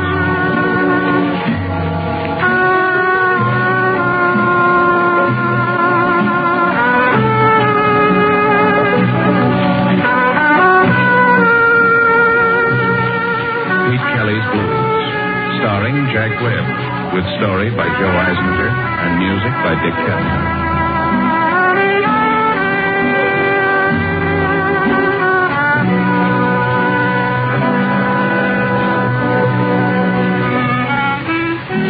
Pete Kelly. I play cornet. You'll find us at 417 Cherry Street, Kansas City. It's a standard speakeasy. Before Prohibition, the building housed a cleaning and dyeing plant. It hasn't changed much. The vats came in handy. It's still tough to get a clear gin, but a lady likes the idea of a drink to match the color of her dress. The lease is owned by George Lupo. He's a fat, friendly little guy who wouldn't harm a fly. There's no money in harming flies. We start every night about 10 and play till the customers get that first frightening look at each other in the early light. Lupo's working on a scheme to push the dawn back for at least one more hour. I don't think he'll make it, but I wouldn't want to risk a buck against him. The last night, everything was routine until I saw her again. We were just winding up the third set when she came in, flanked with the same deadpan gunsel. She sat alone at the same table, ordered the same drinks, smoked the same Egyptian deities, gave me that same loving look. The gunsel, as usual, nibbled at his drink at the bar, and his eye playing watchdog for the girl. This was the fifth night, 4 nights running, same girl, same gunsel, same routine. Sit for 5 solid hours, drink, smoke, and work me over with her eyes, reach down deep for a sigh, and leave with deadpan right behind her. Well, I didn't like it. I was beginning to taste salt on my tongue. We went into a finish, and the girl looked once at the gunsel, he nodded, left the bar, and started to the stand.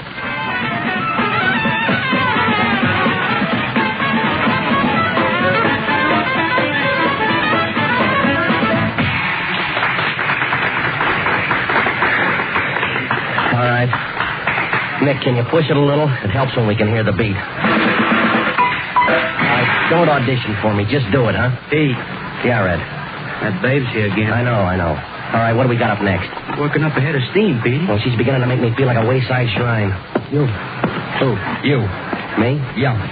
Oh, you got a request? A number you'd like? No, I got no request, but the lady, she's got a request. The lady? What's the matter? You don't see the lady? How come you don't see the lady when she's looking right at you? Oh, that lady. Yeah, sure, I see the lady. So why do you make like you don't see the lady when all the time you know the lady's looking right at you? Look, friend, I'm only a poor underpaid employee in this trap. Now, my contract says I'm to play music to please the patrons. I'd be very happy to do anything the lady likes to please the lady. So, all right.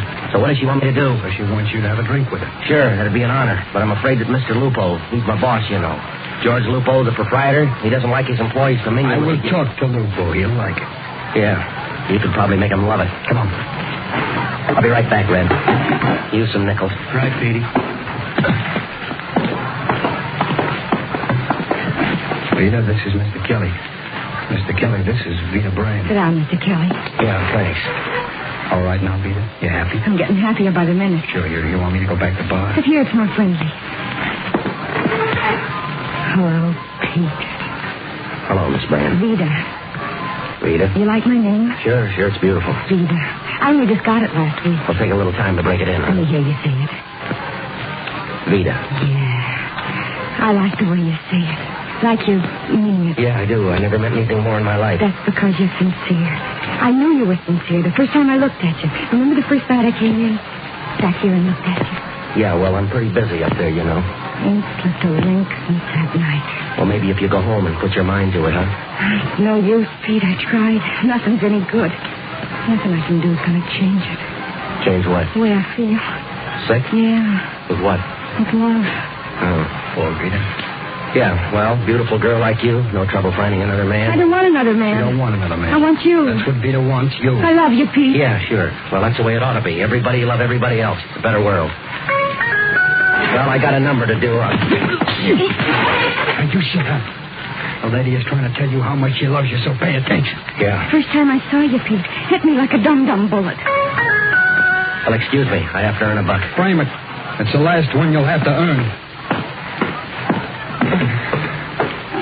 All right. Let's do one. What do you got up? Till we meet again. All right. Pete. Yeah, Red. That babe, I got the rumble on her from Lupo. Yeah. Ever hear of a citizen named Baccalides? The 3 for boy, 3 killings for the price of 2. All right, Red. Funnel it down, huh? She belongs to Baccalides' loser, Petey. Loser. And you told me what? Now tell me how. Well, let's try one. Let's do it when we meet again. All right, we'll make a slow intro out of the last 8. We'll go back to the top, Nick. You take the first 4 going in. Everybody got it? Guilty. All right. Let's try it.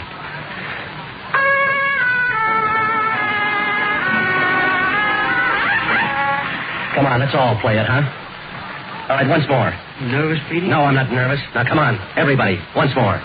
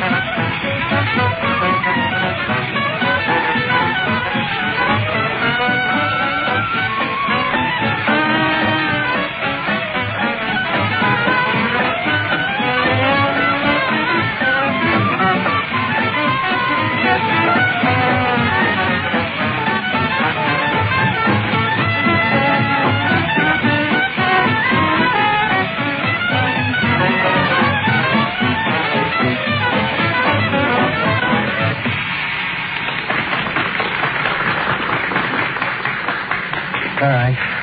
No break. Pete, Gunsel's heading this way again. Yeah, I know. What do we got up next? Blue, sweet little you and his dish you once. All right. Now, look, friend, I got a job to do. Let's go. Where? Now, you listen, Buster.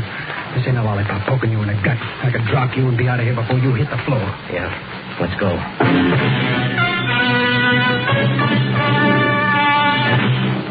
Well, we went outside. The Hispano out in front probably wasn't as long as it looked. We've got fairly short blocks in this part of town.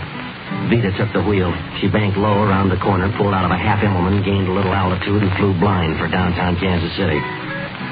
Veda glanced at me from the corners of charged eyes. Itch just glanced at me. I leaned my head back and closed my eyes. The Hispano whipped down Main Street, lost altitude as we gained the deserted financial district, made a perfect no-point landing at the side entrance of the Grundy Bank and Savings. Well, we went into the bank through the family entrance. One light was burning, and it hung low over the biggest dice table I ever saw in any bank. The stick man was busier than a flea on a fat lady. He called the plays and called the points, and not one of the 50 torpedoes glanced at us as we climbed a short flight to an upstairs office. 2 men were in the room. One, a shadow dressed in dark clothes, looked through a small window onto the dice game down below. The Tommy gun rested easy across his knees. The other man sat behind a desk no bigger than the loading platform at Union Station. He was counting money. Neat, orderly piles of bills were stacked around him like a well-trimmed hedge. We waited while he finished thumbing a book of 50s. He just held them up to his ear, fanned them once, made a note on a pad by his elbow. Finally, he turned his swivel chair to face us. It was all chin and jaw. He leaned back, made a church steeple with his fingers, drew me a credit manager's smile, and rocked his chair gently to and fro. Well, come in, Mr. Kelly. Sit down. You're among friends. Yeah, thanks. Pete, permit me to introduce you to this here gentleman here who's very fond of you. Sure, everybody loves me tonight. Oh, he doesn't love you. Only I love you. He's merely very fond of you. I am Bakalidis. Yeah. He's confused. Ain't he cute? Ain't he cute when he's confused? What confusion? How much time do you have? I'm at your disposal. Look, it runs something like this, Mr. Bakalidis. I play cornet, see? At 417, I mind my own business. I try not to poke a thumb in anybody's eye. Well, I noticed this young lady here sitting out front, and tonight she asked me to have a drink with her. Well, naturally, I'm flattered. Yes, I know all this, but what is your confusion? Well, it seems that this young lady here has some kind of an idea that she sort of likes me and... Loves you, Mr. Kelly. Yeah, well, loves me, like you say. Well, I don't figure myself for no Rudolph Valentino, so I get an idea that it's a rib, and especially since I know how both of you... Not both. One. Me, I love Veda very much. Oh, darling, you're sweet. Yeah, that's right, for a fact. And when Veda thinks it over, I'm sure There's nothing more to think over, Mr. Kelly. Veda has stopped loving me, all right, I face it. It makes me very unhappy, but I face it. Now she loves you. She wants you. I know how unhappy this can make her. I do not like for Veda to be unhappy, so Veda and me, we talk it over. We decide you will marry Veda. Thank you, darling. You're sweet. There's nothing, Veda. You know how I will do anything to make you happy, anything. All right, now how about doing something to make me a little happy, huh? But I give you Veda. Yeah, well, I pass. You refuse? Oh, Pete, you don't mean that. You have made Veda cry. I do not like to see Veda cry. Tell her you do not mean that. Goodbye, friend. I got a number to do at 417, and it ain't Here Comes the Bride. Yeah. Pick him up. On your feet. You will ask Veda to be your wife. What's the next best offer? Don't hurt him. I won't. All right, Itch. I think Mr. Kelly wants to say something. Yeah. Kelly. Huh? Who am I? Huh? You hear me? Yeah, I hear you. Whiskey. Put him in the chair. Oh, boy. Hold his head back. All right, he's fine now. Yeah. All I need is a few kind words. I will give them to you. Just repeat after me. Veda, I love you. Veda, I love you. Veda, I love you. Oh, Pete. Will you marry me? Will you marry me? Oh, darling, of course I will. Congratulations. We drink to this. To the happy bride and groom. Long life. Long life. Long life. Yeah. Now, here's how. Tomorrow afternoon, you and Veda will marry in City Hall. Itch will be best man. Then you go on a nice long honeymoon, drive to Canada in my Hispano, which I give Veda for a wedding present. Look, I got a job here in town, 417 Cherry. Go back to that crib. Tell the boss you quit. Tear up your cornet. I'm loaded, Pete. Loaded. All right. Here's a pound of 50s. Tomorrow morning, you buy some clean clothes, top to bottom, inside and out. You will meet Veda at City Hall, 2 o'clock. Here's the key to the Hispano. Take it. Now kiss Veda good night. Yeah. Good night, Angel. I'll be the happiest bride in the world. Sure. And you'll be the happiest bridegroom. Yeah, or the saddest stiff.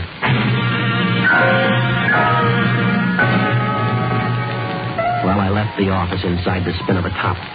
The Hispano stood by the curb, sleek and calm, just like nothing had happened. Nothing at all. Now I pointed for the 12th Street Bridge, made the other side of the river, and set a course down Boulder Road for Fat Annie's place. Oh, I tried to imagine life with Veda Brandt.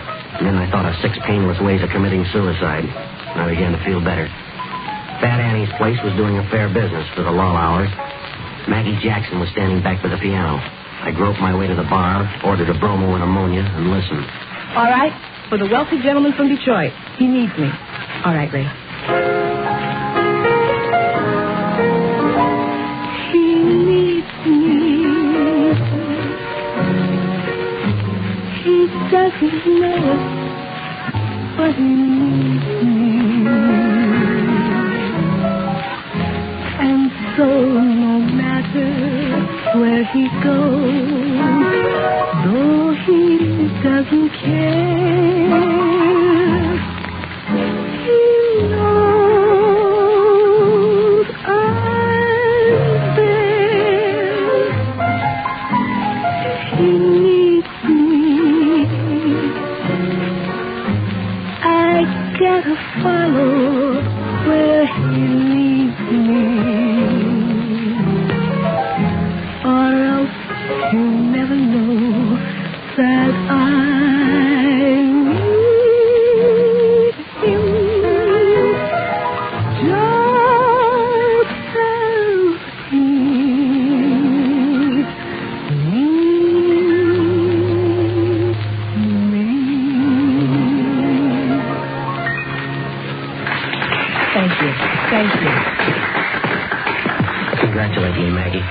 Congratulations. What for? Let's get back here. I want you to be the first to know. In here.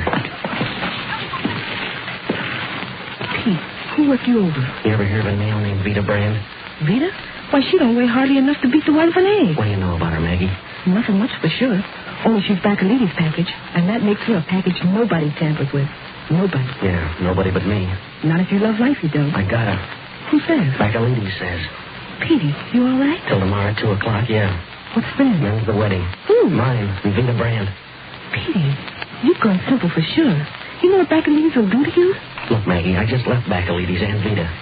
He keeps you with her? Look, that way I'm healthy. If he catches me without her, I'm dead in my socks. Petey, you're taking those risks too fast. Slow it down a little. Bacalides, he's just crazy about that woman. Remember Albino Artie? He once looked at Veda like Bacalides didn't buy. That was 6 or 7 weeks ago. You seen Albino Artie for the past 6 or 7 weeks? No, nobody has. Well, hear this. Bacalides orders me to marry Veda at 2 o'clock tomorrow afternoon. Now, square it for me. Why? And Veda, what did she say about this? Only that she loves me. She said right to Bacalides? Right to his platinum teeth. I'm getting that feeling, Petey, like my grandmother used to get. What's it tell you? That Veda's preparing herself to be a bride and a widow both in the same day. Yeah. Well, I better move. You do that, Pete. Fast and far. So long, Maggie. I will. And if I were you, I wouldn't stop moving till I heard him speaking foreign languages.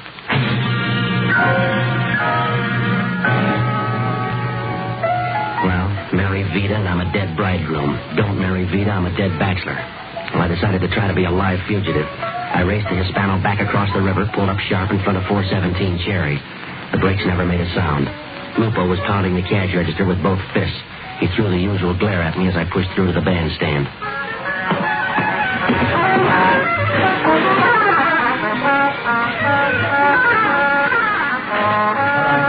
Hold it down, man. Hold it down.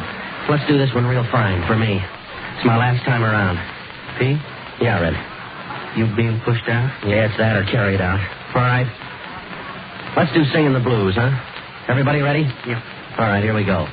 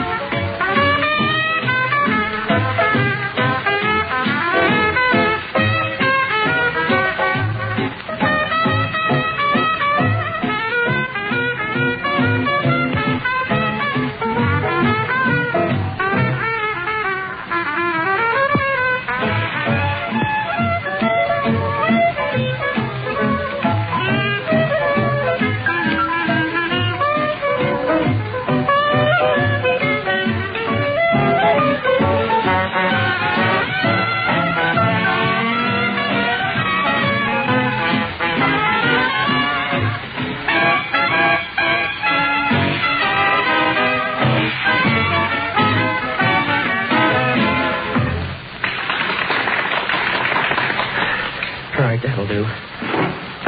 Now, look, boys. I'm not going to be around for a while. A little business I got to take care of.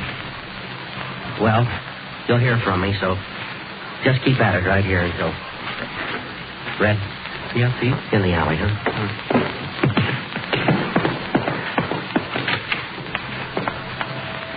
Look, Red, I'm in a jam.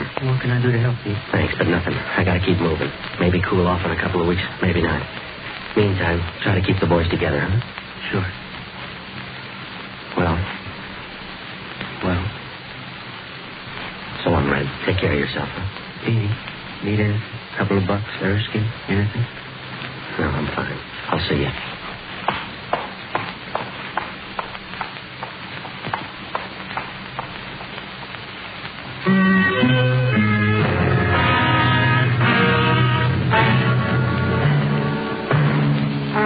Well, it wasn't easy.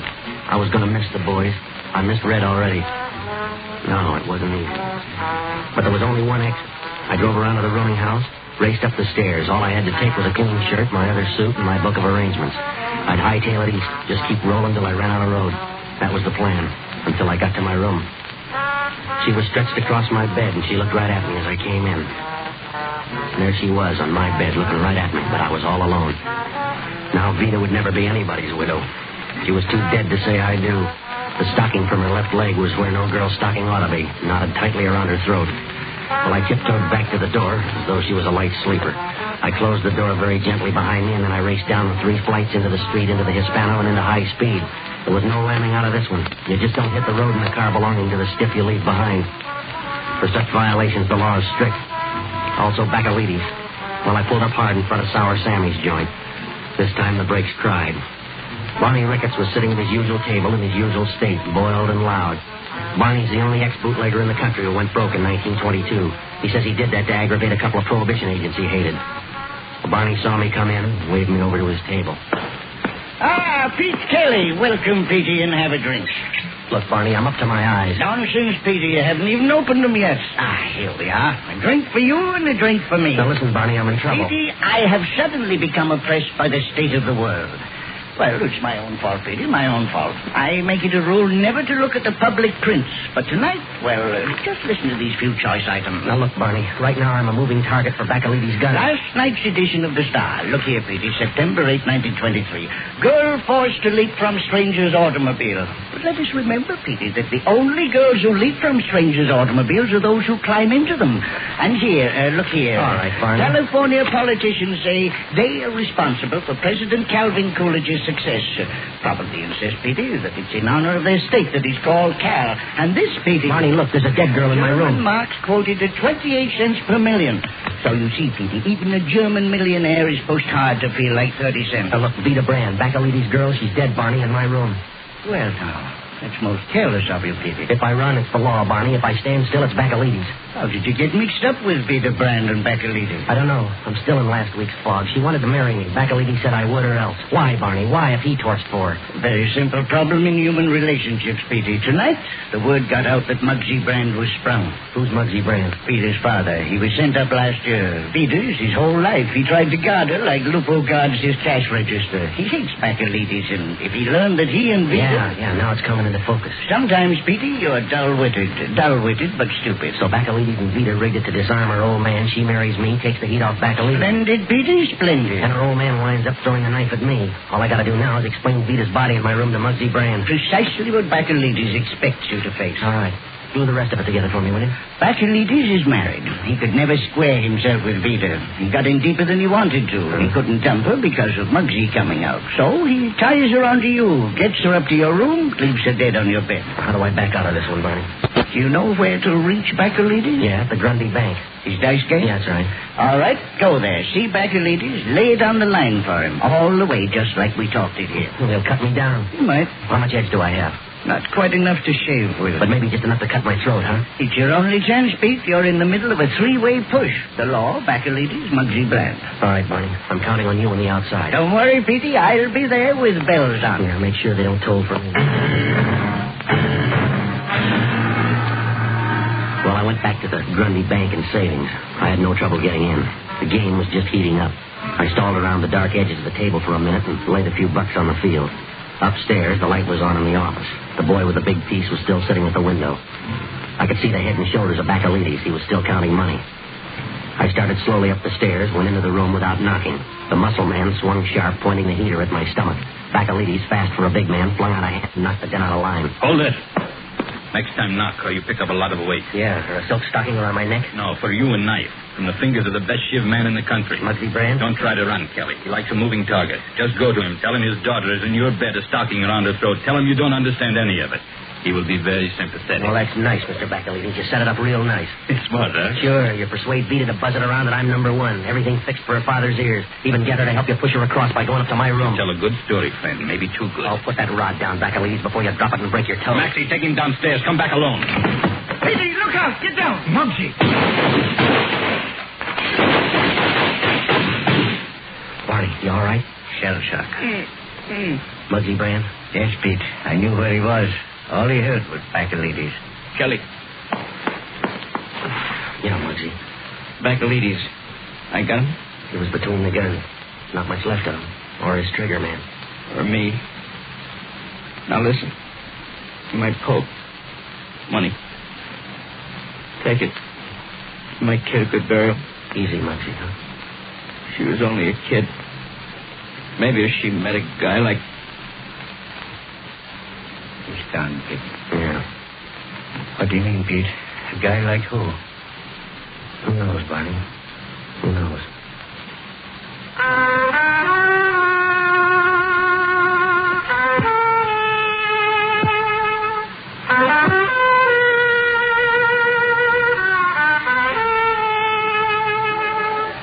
Pete Kelly's Blues, starring Jack Webb, with story by Joe Eisinger and music by Dick Cathcart. Scoring by Matty Matlock.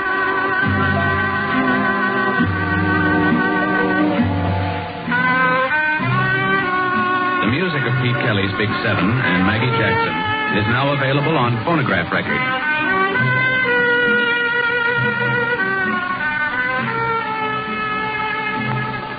The proceeding was transcribed.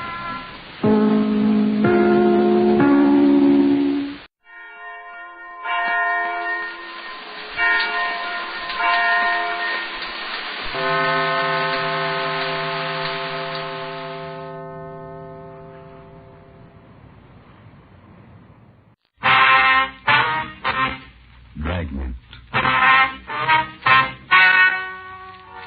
Ladies and gentlemen, the story you are about to hear is true. The names have been changed to protect the innocent.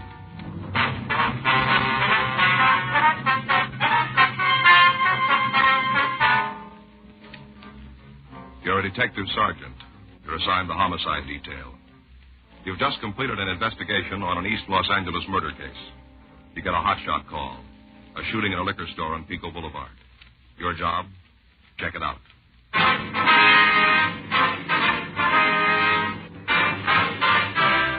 Dragnet, the documented drama of an actual crime. For the next 30 minutes, in cooperation with the Los Angeles Police Department, you will travel step by step on the side of the law through an actual case transcribed from official police files.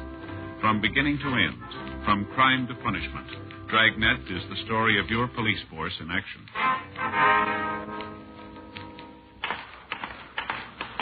It was Wednesday, February 16th. It was cool in Los Angeles. We were working the day watch out of Homicide Division. My partner's Frank Smith. The boss is Captain Lorman.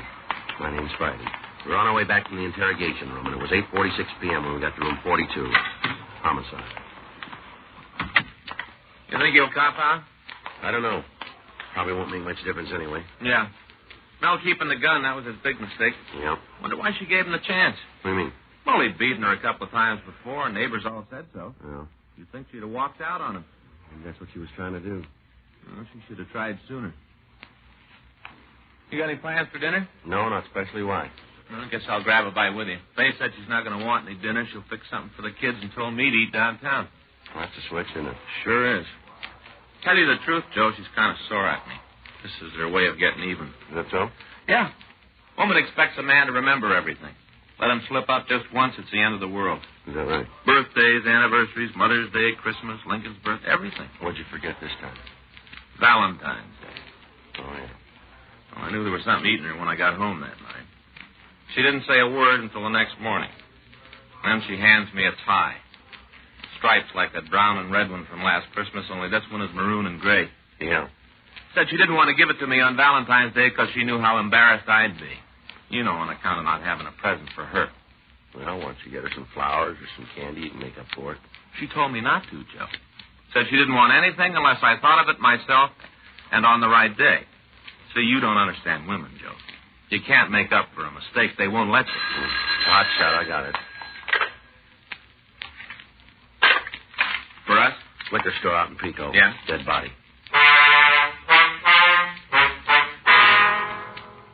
We drove out to the Evandale liquor store on West Pico Boulevard. The owner, Cecil Evandale, was lying on the floor behind the counter. He'd been shot to the chest, and he was already dead when the body was discovered.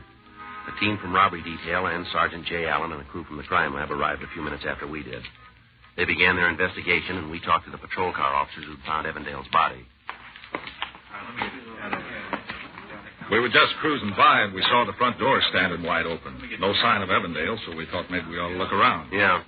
Came inside, gave the place a once-over, spotted him just like he is now. You're sure he's the man who owned the store, huh? Oh, yeah, it's Evandale, all right. He's had trouble before. How's that? A couple of boys held him up, must be about a month ago now. We answered the call. I see. They picked up the same night. Evandale had their license number. You got a conviction? First-degree robbery. Well, it can't be them if they're in the joint. I'll check on him, John. Right. There was another hold-up. They didn't get away with much. Oh? Cash register was open when we came in. Still full. $50, $75. That's my guess. Well, maybe something scared them off. The street was empty. No cars, nobody. Funny they left all that money just lying there in the drawer. That's not the only funny thing around here. What you got, Jay? Found the casing. Take a look. Mm-hmm. It's 38, huh? Yeah. Slug went right through him, in his chest out the back, right through, clean as a whistle. Mm-hmm. Sure got me, Buffalo. What do you mean? The slug. Yeah? Can't find a trace of it.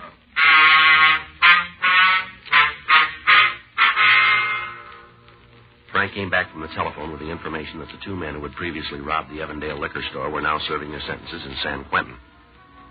While Sergeant J. Allen and the crew from the crime lab continued to search for the missing slug and any other physical evidence, we canvassed the area for somebody who might have heard the shooting. 9:53 p.m. We found a drugstore in the next block that was still open for business. Fountain's closed. That's what you're after. No, sir, we'd like to talk to you for a minute. Talk? What about? We're police officers. It's Frank Smith. My name's Friday. Police, huh? That's right. Thought I heard sirens a while back. What's been going on around here? Well, there was some trouble at the liquor store down the street. Cease Evandale's place? Yeah. You shouldn't have let it happen. Beg your pardon? You're police officers, ain't you? Yes, sir, we are. He was robbed just a few weeks ago. You should have figured somebody'd try it again. You should have been watching him, making sure he was all right. Well, it's a pretty big town, sir. There's a lot to watch. Too big, if you ask me. Why don't they go home? What's that? All them folks who keep moving to L.A. 25 years ago, I come here. Things were a lot different then. Man could drive down the streets, find a place to park his car.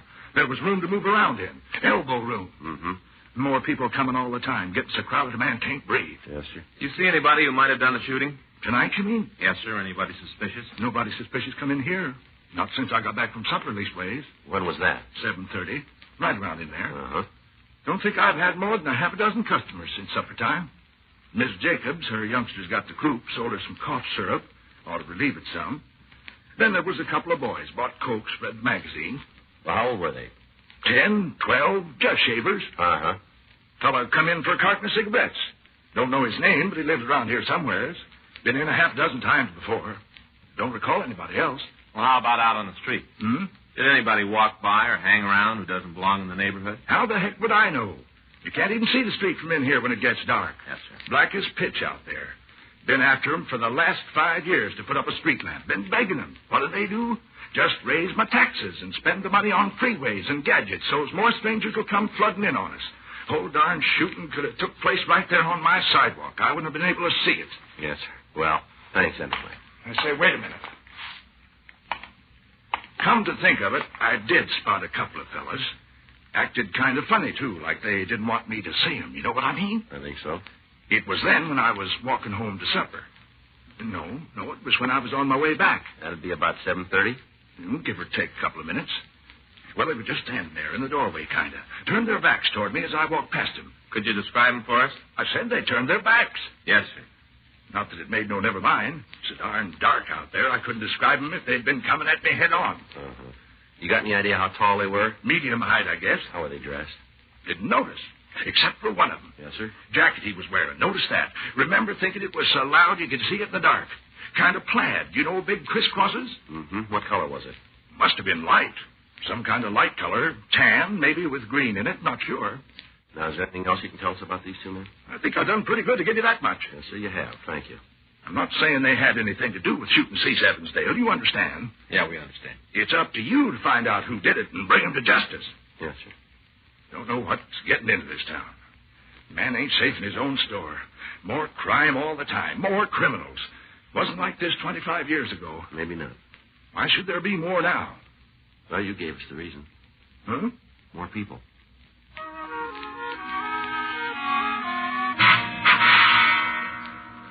$11:36 p.m. We went back to the liquor store. The body had been moved to the county morgue. J. Allen told us that he and his crew had searched the walls, the floor, and the furniture. There was no physical evidence and still no trace of the slug that had killed Cecil Evandale. The next morning, February 17th, we again returned to the neighborhood and questioned shopkeepers in the vicinity. None of them had any leads. 12:05 p.m., we went back to the office. I guess you were right, Joe. What about? Faye, when I got home last night, she was expecting candy or flowers or something. I thought she told you not to buy her anything. Yeah, but that didn't keep her from being disappointed when she didn't get anything. Oh, what'd she say? She didn't say. She just looked. I got it. Homicide, Friday. Yes, that's right. No, we're on that. When? I see. My tie-in, yeah. Give me the address. Okay, right. Thank you. Office just got a report from a clinic out on Wilshire. A man came in to see him this morning. Yeah? Had a .38 slug in his chest. We drove out to a small medical center a few blocks west of Vermont Avenue when we went into the offices of Dr. J.Y. Springer. Good afternoon, gentlemen. Afternoon. Dr. Springer in? Do you have an appointment? The police officers. Oh. The doctor busy? Well, he does have a patient with him right now. I see. We'll wait. I'll tell him you're here. I'm sure it won't be long. Thank you. Might as well sit down. Yeah. You think we're on the right track, Joe? I don't know. That slug isn't in the liquor store, that's for sure. Jay says there isn't a mark on the walls. Yeah. Sure had to hit something. Or somebody. Yeah. You want a magazine? No, thanks. That's funny. What? It's a brand new issue. See right here? February. Mm-hmm. New magazine in the doctor's office. Mm-hmm. Oh. What's the matter? It's a medical journal. The doctor will see you now. Thank you. In here. Thank you. Dr. Springer? That's right. Police officers. This is Frank Smith. My name's Friday. How do you do? How do you do, sir? What can I do for you, gentlemen? I understand you took a bullet out of a man's chest this morning. Oh, that. Mind telling us about it? No, not a bit. The young man came into the office. Must have been around 10 o'clock. Yes, sir. He told me that he and a friend had been looking at some guns last night. One of them went off accidentally. I examined the wound. It was quite superficial. The bullet had barely penetrated the skin. Mm-hmm. I removed it, put on a bandage. That's all there was to it. I see. Very superficial. Didn't even need instruments. He could have squeezed it out himself if he tried. Was he a regular patient of yours, Doctor? No, I'd never seen him before. He said he was just passing through L.A. Could you describe him for us? Well, he was in his late teens or early 20s. Dark hair, stocky, weighed about 170, I judge. How tall? 5'7", 5'8". Mm-hmm. Any distinguishing marks or scars that you recall? No, nothing like that. How was he dressed? Slacks, sport shirt, loud jacket. Loud? Yes, a plaid of some sort, green and brown. The shirt was open at the collar, no tie. Mm-hmm. Well, when you called in, you reported that his name was Clyde Beaton? That's right. You think it might be his real name, Doctor? I'm sure of it. Oh. You have to be very careful whenever you treat a bullet wound. I always ask for identification. Yes, sir. It's a good idea. The young fellow was a little embarrassed at first. He didn't have any. No driver's license? It was in his other suit. I told him he'd have to stay here until I could contact the police. What did he do then? He fished through his pockets, found a letter he'd recently received. I took the name from the envelope, Clyde Beaton. Seemed sufficient identification under the circumstances. Did you get Beaton's address? He said he was staying at the Crown Prince Hotel on Sunset. Is that what the letter said? I'm afraid I don't remember. It was the name I was chiefly interested in. I understand. Did you keep the slug, Doctor? The bullet you took out of his chest? No, I'm afraid not. He wanted it for a souvenir. Well, your report said it was a .38. That's right, .38 caliber. You sure of that? I've handled guns all my life. It's a hobby. I see. Is this a serious matter, Sergeant? I'm afraid we don't know yet. The wound was very superficial. Yes, sir.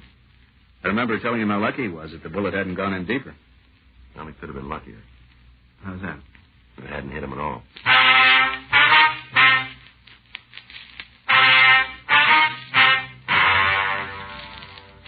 We drove over to the Crown Prince Hotel. They told us that no one by the name of Clyde Beaton had been registered during the past month. They also told us that they had no guests who answered the suspect's description. We checked the name through R&I. They had nothing on them. We also checked the telephone books, city directories. We came up with 2 Clyde Beatons.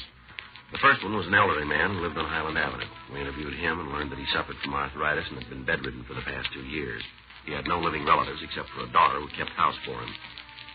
The second Clyde Beaton lived on Washington Boulevard. We drove out to the address. It was a 2-story brick and stucco apartment house.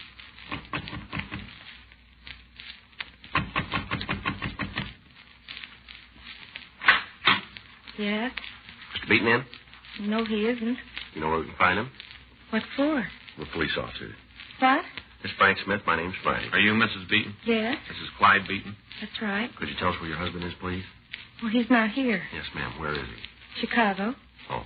He's been there since last Friday. You sure of that? What's this all about? Police business. Do you mind if we come in for a minute? Well, no, I guess not. We can't talk very loud. The baby's asleep. Yes, ma'am. You say your husband's in Chicago?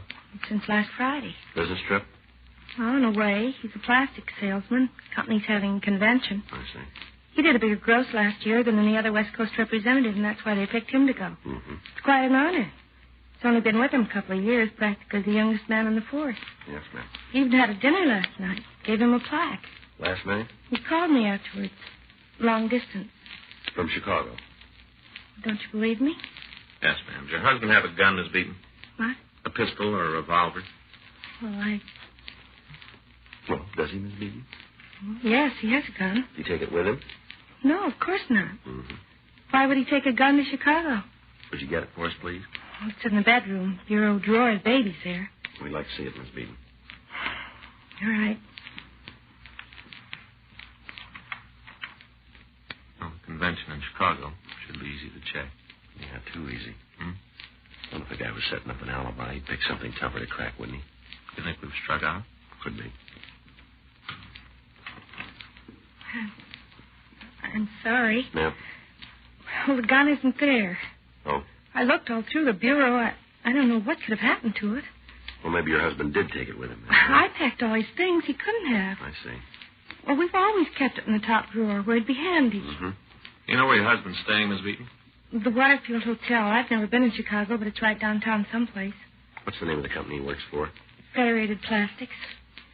Can't you tell me why you're asking all these questions? We just like to get in touch with him. What about? Do you have a picture we can take with us? Of Clyde? Yes, ma'am. Well, I suppose so, but I'd like to know why. Is he in any trouble? Not if he's been in Chicago for the last few days. Of course that's where he's been. I talked to him just last night. We have the picture now? Let's see what I can find. I think there are a couple of snapshots in the desk. Would that be all right? Yes, ma'am. Be fine. When's your husband due back? Day after tomorrow. Is he flying? Mm-hmm. I don't know which flight, though. He said he sent me a telegram. Here's a picture. Took it last summer on our vacation up in Yellowstone. Mm-hmm. My brother Tim's in it, too. Will that make any difference? No, it's perfectly all right. That's Clyde, sitting on the rock. Mm-hmm. The one in the plaid coat.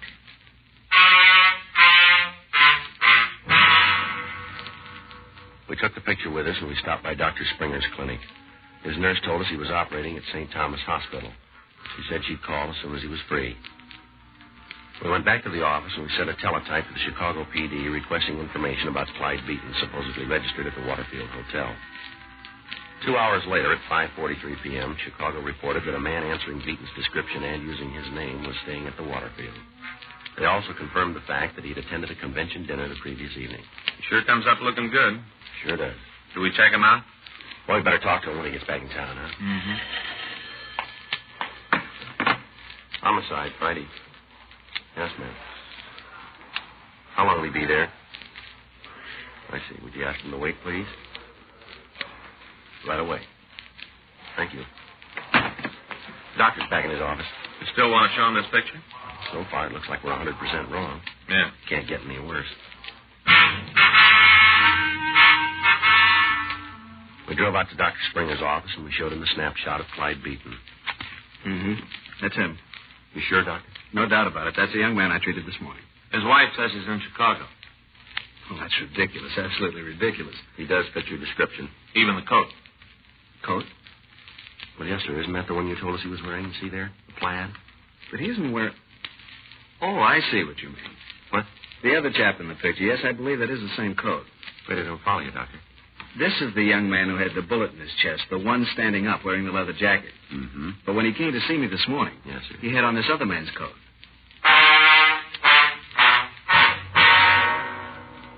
Dr. Springer was positive in his identification of Mrs. Beaton's brother. 7:28 p.m. We again interviewed Mrs. Beaton. Oh, it's you again. Yes, ma'am. What do you want now? Just a couple more questions. You got me so nervous before, I just didn't know what to do. I had to telephone Clyde all the way to Chicago. Make sure he was all right. We're sorry about that, ma'am. It cost us a fortune in phone bills. He said the police back there had been bothering him, too. He couldn't imagine why. We don't want to cause you any trouble. Well, that doesn't help any. Would you take another look at this picture, Miss Beaton? What for? I gave it to you. Yes, ma'am. You said that the other man was your brother. Is that right? What about him? What's his name, please? Tim. His last name? Larkin. Tim Larkin. Well, now, does the coat that your husband's wearing in the picture belong to him or to your brother? It's Clyde's coat, of course. He's wearing it. Is it in the house now? No, I don't know where it is. Cleaner's, I guess. Wasn't here when I packed Clyde's bag last week. Your brother live in L.A.? Yes. Where about? Well, he lived with us until a few weeks ago, and then he and a friend of his took an apartment over on Bellwood Avenue. You know the number? 261 West. What's his friend's name? Oh, it's Bill Dressingham. Went to college together. Mm-hmm. That's why Tim came to California to go to school.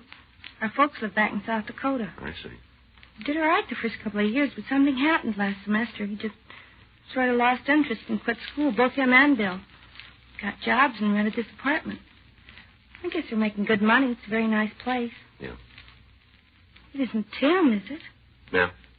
Well, the reason you've been coming back and forth here all day. We don't know yet. Well, if anything's happened, it'll be my fault. I'm supposed to be responsible for Tim while he's in California, but the folks don't know he isn't going to school anymore. They think he's still living with us. Mm-hmm. He's the baby of the family, just turned 21. Thought I'd wait until Mom and Dad realized he's a grown man. Then I'd tell him he's on his own. Thought I'd wait till then. Maybe you waited too long.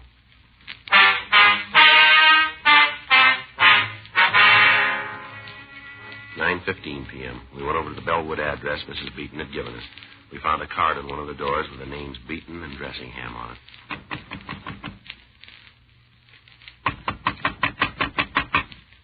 Yeah, who is it? Open up. What a big McGilla. All right, get your hands against the wall. Huh? Police officers, move. Turn around. You okay? Come on, son. He's all right. He's not heavy, Joe. All right, what's your name? Tim Larkin. Unbutton your shirt. What for? Your shirt, unbutton it. Yes, sir. Where'd you get that bandage? I fell down. Come on, where'd you get it? Fell down, I said. You see a doctor? No. How do you know it isn't serious? It's getting better. You didn't see a doctor? No. Well, we've got one we'd like you to see. What are you talking about? Dr. Springer. Oh. You ever hear of him? I guess so. Well? We were just horsing around, Bill and me. Fooling with a gun. Who's Bill? Fellow I live with. Go ahead. Gun went off. Bullet caught me in the chest, that's all. Where's the gun? What difference does it make? Where is it? Closet. All right, you stay put. I'll check. Where were you last night? What time? All of it. Here. All evening? Yes, sir. Found it, Joe. Well? 38. Found this, too. Is this your coat, Larkin? No. Whose is it? Brother-in-law's. Who's the gun belong to? Him? Did he give it to you? Borrowed it. Borrow the coat, too, did you? Yeah. Where were you last night? I said before, right here. Been over on Pico lately? No. You sure of that? I'm sure. This coat was. I don't know what you mean. All right, come on, son. You might as well tell us. Tell you what? We got a shell casing. Yeah? From a 38. We found it in the liquor store last night. So? The owner was killed. What's the 38's around? Be real easy to check your gun against the casing we found. Well? Come on, Larkin. Guess you'll find out anyway. All right, tell us. I was there. Evandale Liquor Store. Yeah, me and Bill. We was going to hold up the joint. That's all. Just hold him up. Go ahead. Bill had the gun. I didn't have nothing to do with that part. He was holding the gun on the old geezer, and I went around behind to get at the cash register. Mm-hmm. Something happened. I don't know what. Maybe Bill was squeezing too hard on the trigger. Maybe he got scared. I don't know. Yeah. The gun went off. The old guy fell down. Same time I knew, I felt a little pain here in my chest. Bullet must have gone through him and hit me. Yeah. Bill got all panicky. Turned around and started running. I stuck right on his heels. Where's Bill now? Bar down the street. Went out for a beer. Is he carrying a gun? No, sir. This is the only one we got. All right. Let's go. Oh. You understand that I didn't have nothing to do with the shooting. You understand that, don't you? It was Bill that pulled the trigger. I didn't have nothing to do with it. I wasn't even involved. Yeah, well, we don't see it that way. Huh? You ended up with a slug.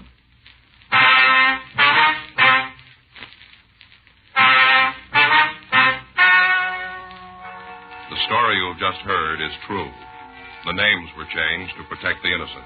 On June 14th, trial was held in Department 93, Superior Court of the State of California, in and for the County of Los Angeles.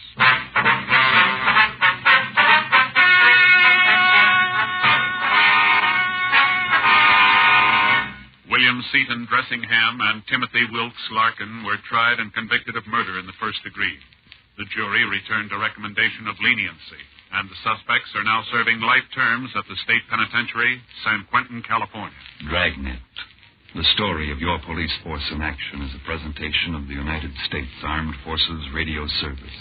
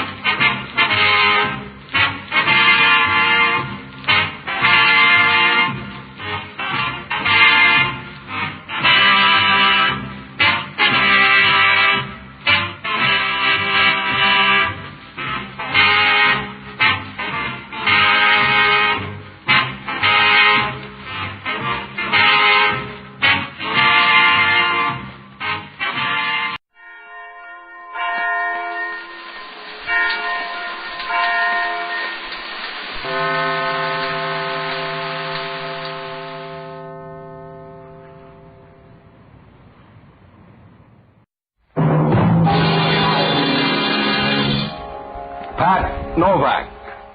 For hire.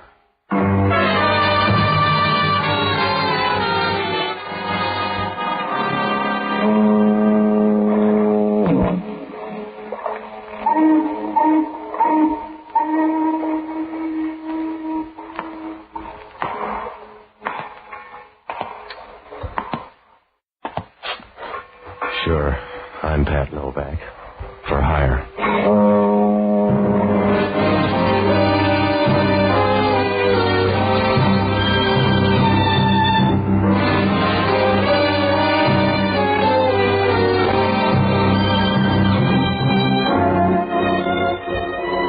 That's what the sign out in front of my office says. Pat Novak for hire.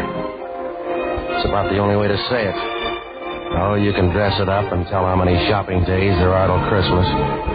But if you got yourself in the market, you can't waste time talking. You gotta be as brief as a pauper's will.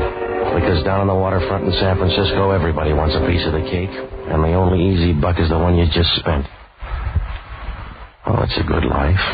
If you work real hard and study a little on the side, you got a trade by the time you get to prison. I rent boats and do a few other odd jobs you can't afford to pick it on. It works out all right if you put your tongue in hock. Because down here you shouldn't talk. It's like installing a set of drums in a belfry. You make some noise, but it's never the right kind. I found that out a few days ago. Must have been Tuesday or Wednesday night, anyway. I was sitting in the office reading Time magazine when the door opened. I looked up and had to keep right on going because the guy was so tall he'd have to bend over to see through a transom. And he had a voice deep enough to red out as a bassoon. Good evening, Mr. Novak. I'll take your word for it. You have a small office. I'm small time. What's on your mind? My name is Lahey. I want to hire you. Yeah, sit down. Are you cold? Yeah? That overcoat around your neck, you're either cold or a priest. Oh. I'm a priest, Mr. Novak. I'm sorry, Father. You got a slow brogue. What do you need? A few hours of your time. I want you to help a man escape from prison. Uh-huh. Father, you'll never get along with the bishop. Mr. Novak, in a curious way, this is an errand of mercy. Well, this isn't my year for mercy. I'm sorry, Father. Maybe you don't like to hear it that way, but if I got the right fee, it wouldn't be mercy anymore. When I say it's an errand of mercy, that's what it is. Sometime tonight, a man is going to break out of Alcatraz. If he's allowed to get into town, he may kill somebody. You want me to stop him? That's right. And if he doesn't kill anybody, he can still be shot down by the police. Well, that's the percentage, Father. If he comes off that rock, he knows that. Stop worrying about him. If you could bring him to me, I know I can talk him into going back. Tell headquarters they'll do the same thing. If I did that, I'd break a promise. This is the only thing I can do. Will you help me? Yeah, I suppose. How do I pick him up? Tread water in the bay till he comes by? He's due in at Pier 19 sometime tonight. When he comes ashore, bring him to me. I'll be waiting at the ferry building. Well, suppose he doesn't want to come. Suppose he wants to party. How am I going to get him there? I don't ask you how to say the beads. If you're any good, you'll get him there. But you don't want him in sections. I want him all at once, Mr. Novak. I wouldn't ask you this if it weren't important. But I gotta help him. He's one of my boys. Yeah, sure. What's his name? Joe Feldman. Feldman? Yeah. If I don't worry about the spelling, you don't have to either. He's one of my boys. Slow down. Nobody's pushing you, Father. I don't know when he's due, but I'll be at the ferry building from 8 o'clock on. Yeah. I only got one worry. Huh? Is there really a guy named Father Lahey? I suppose you'll have to take a chance on that. Yeah, well, it's a big chance. You come in here with a story anybody can see through like a screen door, and I'm supposed to buy it. You could dig up a collar. What happens if you're a fake? Just try to guess right. Suppose I don't. Then you're in the same spot Pontius Pilate was. Good night, Mr. Novak.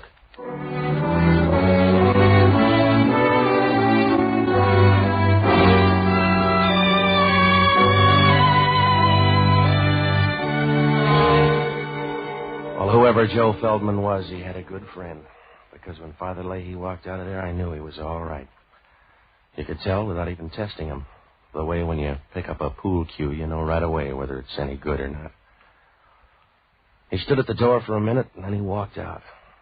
And you got a funny feeling that he didn't walk into the night, that he was big enough to wrap it around his shoulders and take it with him. I got a last look at him as he turned the corner under a street lamp. He looked even taller now, and you knew if somebody stood him in an oil field, you couldn't tell him from the rest of the derricks. Well, I made a couple of phone calls, and then I closed shop and went down to the end of Pier 19 to wait. The bay looked as dark as a bruised crow.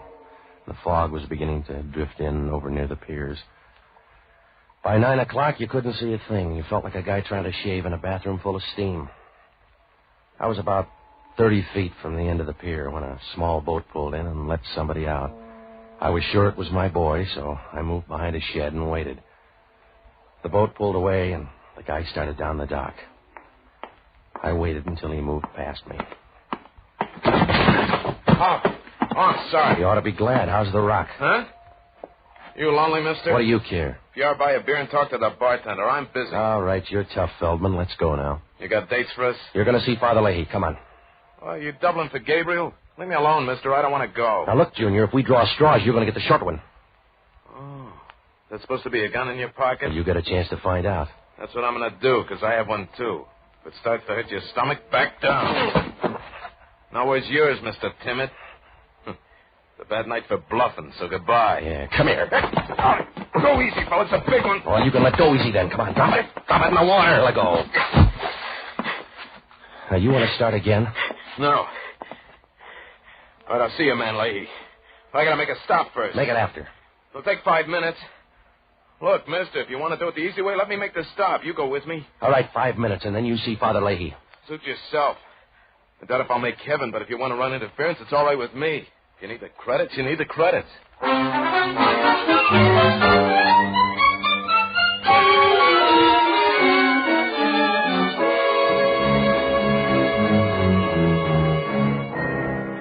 Joe Feldman wasn't very friendly. He sat over in the corner of the cab, and he didn't say a thing.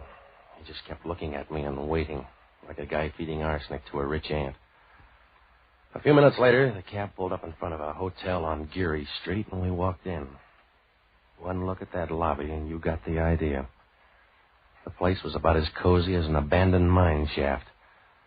Over by the wall, there was an old mohair couch, and the legs on it were so warped pretty soon it was going to look like period furniture. There were a few chairs, and over by the stairs, a faded calendar of a girl in tights holding a jar of mayonnaise and winking, whatever that meant. And there was a broken clock over the desk. But you knew it was all right, because nobody there cared about keeping track of time. It was something you got rid of in a hurry, like a bent quarter. When we went up to the second floor, we walked down a long hall that smelled like an anteroom to a sewer. When Feldman knocked on the door, she opened it right away. The room was full of taboo. She stood leaning there for a minute, the sort of a girl who moves when she stands still. She had blonde hair. She was kind of pretty, except you could see somebody had used her badly, like a dictionary in a stupid family. Feldman seemed to know her. Hello, Ann. Well, the harvest hands arrive all at once. Yeah. It's good for the crops, but tough on a woman. Come in. Who's your friend? A missionary, I guess. He grabbed me down by the docks. Does he talk or just stand there looking healthy? He growls a little. Do you really growl? Come on, hurry up, lady. Your friend's got a date. I'll bet you bite instead. Don't worry about him. He can go over in a corner and play fifth wheel. Now, look, he's got 5 minutes. Use him quick. Yes? I came up with a message, Ann. The time's been changed. Stay around till 10 o'clock. All right. That all? Yeah, that's all. You want the other 4 minutes? Let's go. All right. Open the door. Yeah.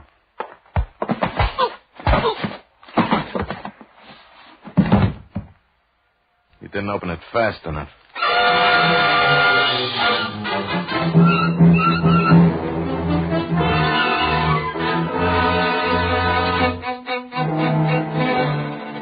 When Feldman hit me, I wobbled for a minute and went down like the price of winter wheat. If Father Lahey had any loose prayers lying around, now was the time to crate them up and ship them over, because I wasn't going to stay awake long enough to test the varnish. I rolled on the floor a couple of times, and then I took a rain check on the next couple of hours. When I woke up, it was like buying a new Nash and then finding out you can't drive.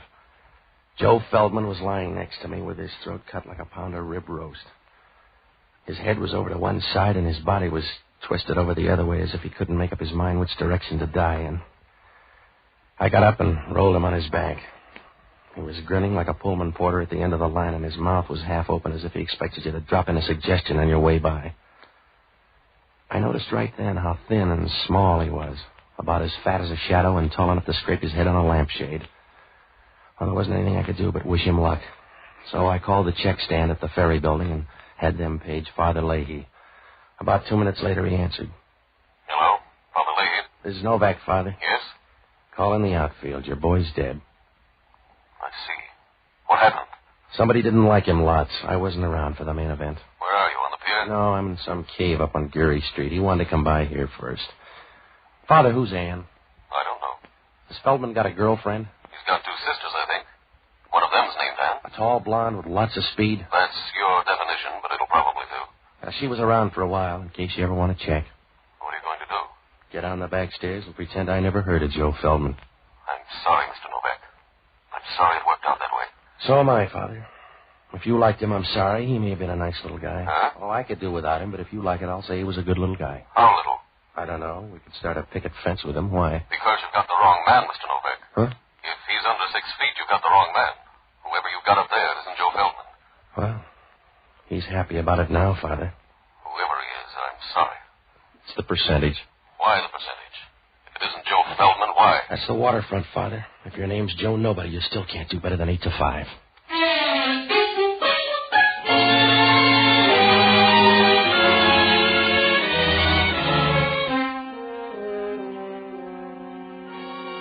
At least Joe Feldman was smart. If you're going to get your throat cut, it's a good time to send in a substitute. As soon as Father Lahey hung up, I knew hanging around that hotel was going to be a waste of time, like sending MASH notes to a bearded lady. If I couldn't prove the guy was alive, they were going to charge extra down at the desk. And if Hellman down at Homicide ever found out I brought the guy up here, I'd have about as much chance as a bottle of scotch at a cocktail party. So I picked up my hat and started for the door. I looked at him once more, but he wasn't going to say goodbye, so I started out. Whoa. Oh. Hello, Hellman. Expecting me, Novak? No, I'd have rolled him first. Yeah. Invite me in. Crash the party, Hellman. You'll be more at home. All right. He sure looks lazy. Who is he? He's supposed to be Joe Feldman. But Feldman let him do the hard work. They must be good friends. You better check. I don't know the guy. Yeah, help me roll him over. There. Here's his wallet. Let me have it. You're going to break your fingernails. Give it here. All right. Yeah. No money in here. You going to drop the case? Here's his card, Mike Greeley. Oh. Didn't he like you either? You're wearing out the rug, Hellman. I don't know the guy. You brought him up? I checked at the desk. Well, check on who left then. I brought him up here on a phony lead. Why? Because I was hired to tow him around. He liked the room, so we dropped by. And he cut himself shaving? I wasn't around. There was a girl here for the handshakes. Oh. What kind of girl? I don't know, Hellman. How many kinds are there? Her name was Ann. She had a fast pulse. That's all I know. You must know more than that. If you don't, you'll never get a lawyer. I won't need one. You'll save money at least, because you got a real hole this time, Novak. We get a phone tip and find you in the murder room. You got half a story, Hellman. I know, but I'll get the other half. Until then, you're under technical arrest. It's practically the real thing. You got a technical head, Hellman. I wouldn't tip myself off. Somebody else would. Walk around, Novak, and tire yourself out. Because you'll wind up sitting down. In the meantime, I'll have you tailed. Your men couldn't follow a moose through a revolving door. Now, look, Hellman, I'm going to double back. This guy's a phony lead. I was supposed to meet a guy named Joe Feldman, but he never showed up. He didn't? No. I got a dead copper to prove he did. Your boy, Joe Feldman, killed a sergeant named Grubb at the Gold Rush Club a half hour ago. You better start that walk, Novak.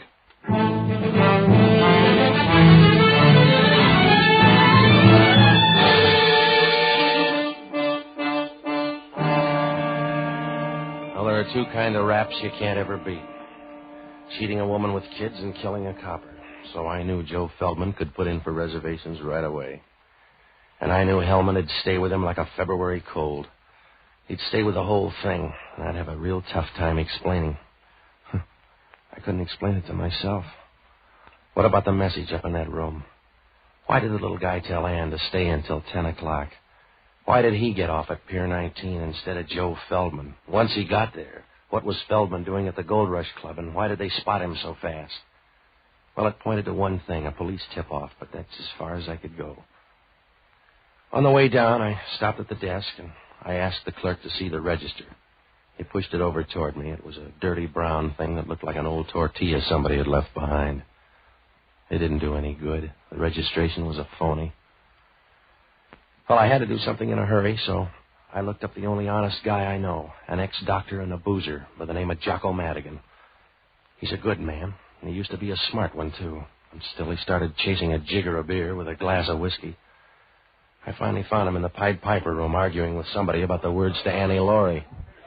Ah, Patsy. A drink for Mr. Novak. Something cheap but impressive. Oh, stop it, will you, Jocko? Are you going to be drunk all your life? Yes, it's only a matter of willpower, Patsy. I'm probably the only man in the world who intends to carry a hangover into eternity. Well, stop long enough to give me a hand, will you? I'm in trouble. Of course you're in trouble. You'll always be in trouble because you can't recognize it, Patsy. You're fuzzy, Jocko. You have the social outlook of a bull with a hot foot, and there's no hope for you because if from time to time a moral feeling does sweep over you, you mistake it for influenza and go to bed. All right. Oh, you try hard enough. You go through the motions, Patsy, but you never get anywhere. You go stumbling through life doing a tight wire act on a rubber band. You're always in the middle. Will you listen to me? It's because there's no variety in your life. You won't allow it. You're a broken-down banjo, not a very good instrument to begin with. And to make matters worse, you allow everybody to come along and pluck the same string. All right. Are you all through now, Jocko? Yes, you sound angry. I think you have a bad disposition, too. What kind of trouble? Well, I tried to help some guy out of prison tonight. You got drunk and thought you were the parole board? No, I did it for a good guy, a priest named Lahey. Yes? The guy was already out, and Father Lahey was trying to hurt him back without getting shot, but this guy Feldman didn't want to play. Another drink will clear this up for me. I picked up the wrong guy. I took him to a Geary Street hotel. I napped a while, and they cut him up like a piece of parsley. Sounds like a gruesome hotel. The dead guy's name is Mike Greeley. I don't even know who he is. Well, this is no time to start building a friendship anyway. Who is in the room? Some girl. She may be Feldman's sister. Would she kill a man? Well, if she did, he'd be crushed to death. No, I'm sure somebody else came in that room. You better talk to Feldman. Well, he's a hard man to reach. A sergeant almost made it tonight. Feldman shot his way out of the Gold Rush Club. That's one way to get out of a nightclub. Well, Hellman steamed up, so you got to help me, Jocko. You'd better look up Father Lahey. You'll probably be electrocuted, and if you are, he may have some drag. I want you to go down to the Chronicle morgue and pull the clips on Joe Feldman, will you? Get everything you can, and then hit the horse parlors. Find out what they know about him, huh? Maybe he's a heavy drinker. I'll check the bar. Jocko, wake up and get on there. If I don't pace Hellman on this thing, I'll be a dead pigeon. What am I supposed to do? I don't know. You might start cooing. Good night, lover.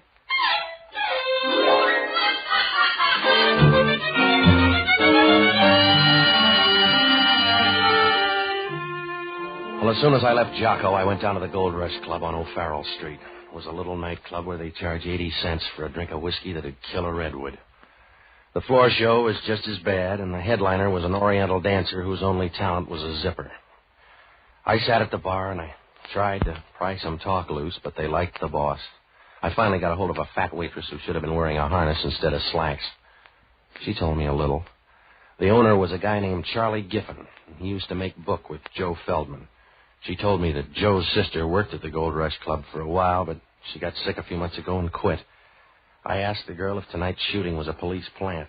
She didn't know, but she said that Feldman had been in to see Giffen tonight, and on his way out he ran into trouble.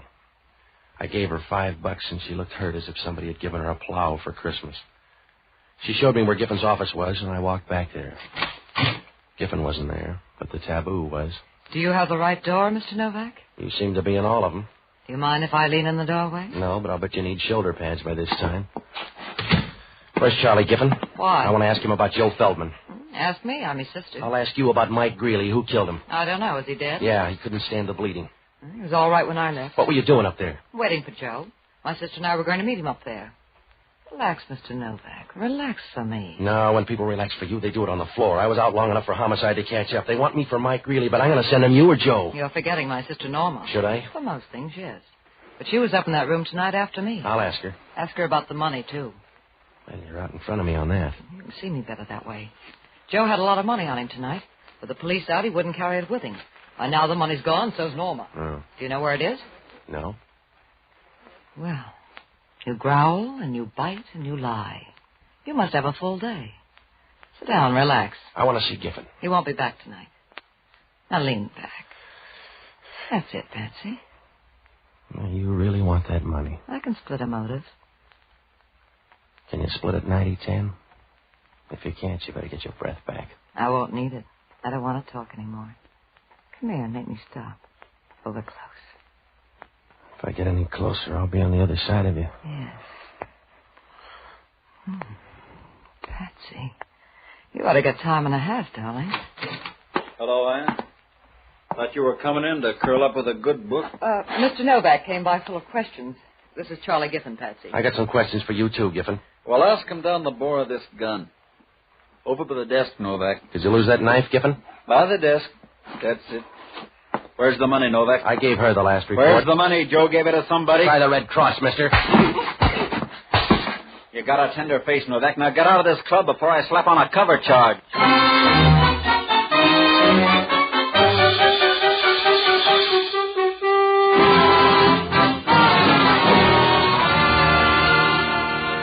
Oh, I was getting sick of tonight. In 3 hours, I'd seen more service than a mixmaster in a cooking school. When I left the Gold Rush Club, I dropped by headquarters. Hellman had nothing to show but his badge. They had a dragnet around the city for Joe Feldman, and they'd lined up the record on the dead guy in the hotel. He'd been a friend of Joe's before his trip to Alcatraz. There wasn't much I could do. If homicide couldn't find Joe, I couldn't find him. So I looked up Norma Feldman in the phone book. She had an apartment out on the avenues, but when I called, there was no answer, so I tagged by my apartment to see if Jocko had left a message. When I opened the door, Norma was there, and she had a gun to keep her company. Come in, Mr. Novak. Yeah. I came up here to kill you. Well, if you're Norma, the rest of the family's ahead of you. What's happened to my brother? I don't know. Please, what's happened to him, Mr. Novak? Well, if he killed a cop, he's hiding out. I know he didn't mean to do that, Mr. Novak. Joe's not that way. Somebody told the police he was going to be there. That's why I came up here to see you. Oh, put down the gun, huh? You can't shoot through the tears. Mr. Novak, if you know where he is, tell me. Make him give himself up. Make him stop hiding like a small, frightened animal. You look big to that copper. Please. Please find him. Yeah. Hello, this is Jocko. Yeah. You sound ruffled. Joe Feldman's sister just walked in to kill me. Don't argue. It's the best offer you've had. What'd you find out? Feldman has two sisters. I know. They both go to pieces. The Gold Rush Club is owned by Charlie Giffen. He owed Joe Feldman $2,000, and the horse people say Joe collected it tonight. Well, that fits in, Jocko. Everybody in town's after that dough. They'll have to look some more. I'm out on Arguello Boulevard. Homicide just fished Joe Feldman out of the gutter. If homicide finished second, he was a lucky guy. He didn't have the dough on him? No. Well, he stashed it somewhere. Then he left it with a woman. Yeah? Because he's got a woman's compact in his pocket. You better hit the sister's place. How do we know he got it there? A woman's compact? If he didn't get it there, Alcatraz is getting too social.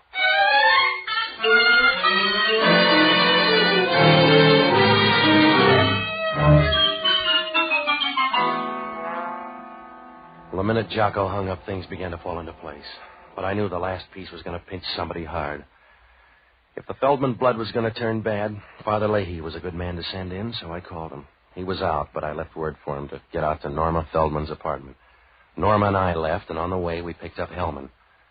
When we got out to her place and started up the stairs, we could hear people moving above. There was no point in trying to keep quiet, because Hellman was creeping up the stairs like a stallion with a broken leg. Yeah, if you got a bomb, touch it off, too, huh? Well, open it, Hellman. Hello, Novak. Did you find the dough, Giffen? You mean my stolen dough? Yeah. Come on, Ann. No, you and Ann better wait. This is Hellman from Homicide. We're leaving.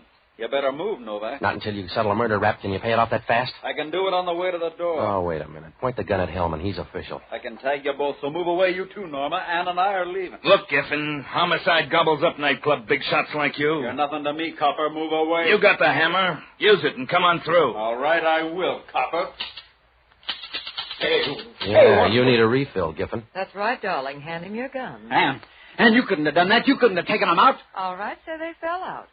You better take him for murder, Hellman. You little bum. That leaves you all the money. I can spend it, darling. Well, you better do it fast, then. Grab him, Hellman. Yeah, I got it. You can book him for both murders. My Greeley and my brother. I'll testify and I'll ride there in a cab on your dough, Giffen. Yeah. Are you going to pose or take me, Hellman? If you're anxious. Sorry about you, Norma. You get nothing out of this, but that's better than I got. Goodbye, Ann. Lots of luck. Thank you, darling. You know what kind. I hope you rot. Come on, Hellman. I'm ashamed of you, Ann. Leave me alone, Norma. I'm ashamed of you, Ann. What you did to Joe, I'm ashamed of. Leave me alone, Norma. I'm sick, you know that. I didn't know how it was going to work out. Oh, Joe was trying to help you when you got greedy. He was trying to help you. That's the only reason he came out. You let this happen. I told you I didn't know how it was going to end. I thought they'd get him and take him back again. There's no good in you, Ann. They couldn't find good in you anywhere. You let that happen to Joe. You stood by and watched him walk into something like that. All right, I stood by. What can we do about it now except weep, and that won't help him. But hating you will. That'll help Joe a little. I'm here at least to hate you for the short time left. Please, Norma. Giffen told you to spend it fast. Well, you better spend it fast. Ask him at the hospital if that isn't so. What do you mean? Ask him out there what you've got. They don't. You ask them what you've got. Ask them what's tearing you to pieces. Ask them, they'll tell you. They'll tell you you've got cancer. Norma, please. They'll tell you cancer. Ask them, they'll tell you you're full of it. Now spend your money. Spend your money and see that it lasts as long as you do.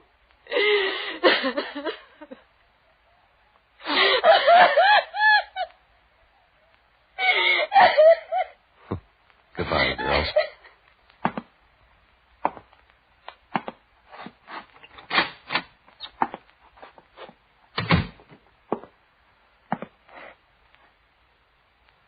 Hello, Mr. Novak. Did you miss much, Father? No. Feldman luck is running kind of bad tonight. It does for some people, I guess. All they get is unhappiness. They wear it the same way you'd wear a sports coat, only they never seem to get a new one. I'm sorry about tonight, Mr. Novak. I'm sorry it's not a smoother world. Yeah. But if it were, you'd be out of a job, Father. See you later.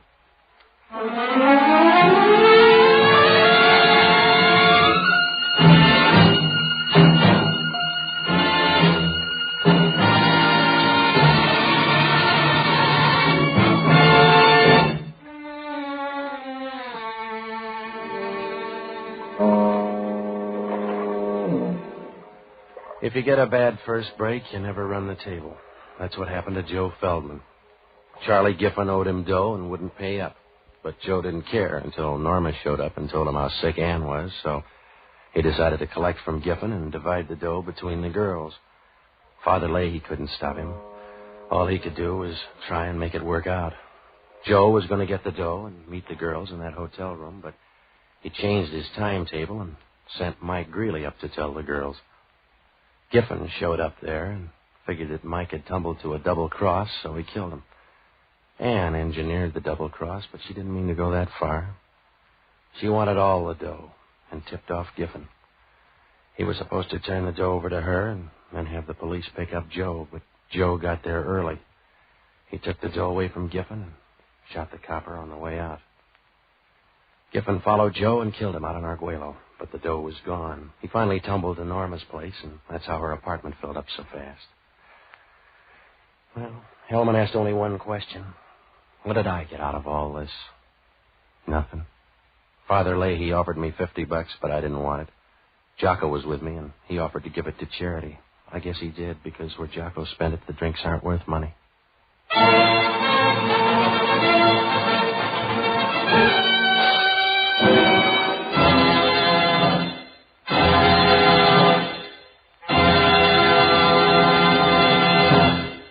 Pat Novak for Hire was previously released by ABC, the American Broadcasting Company, for listeners in the United States, and rebroadcast for our men and women overseas.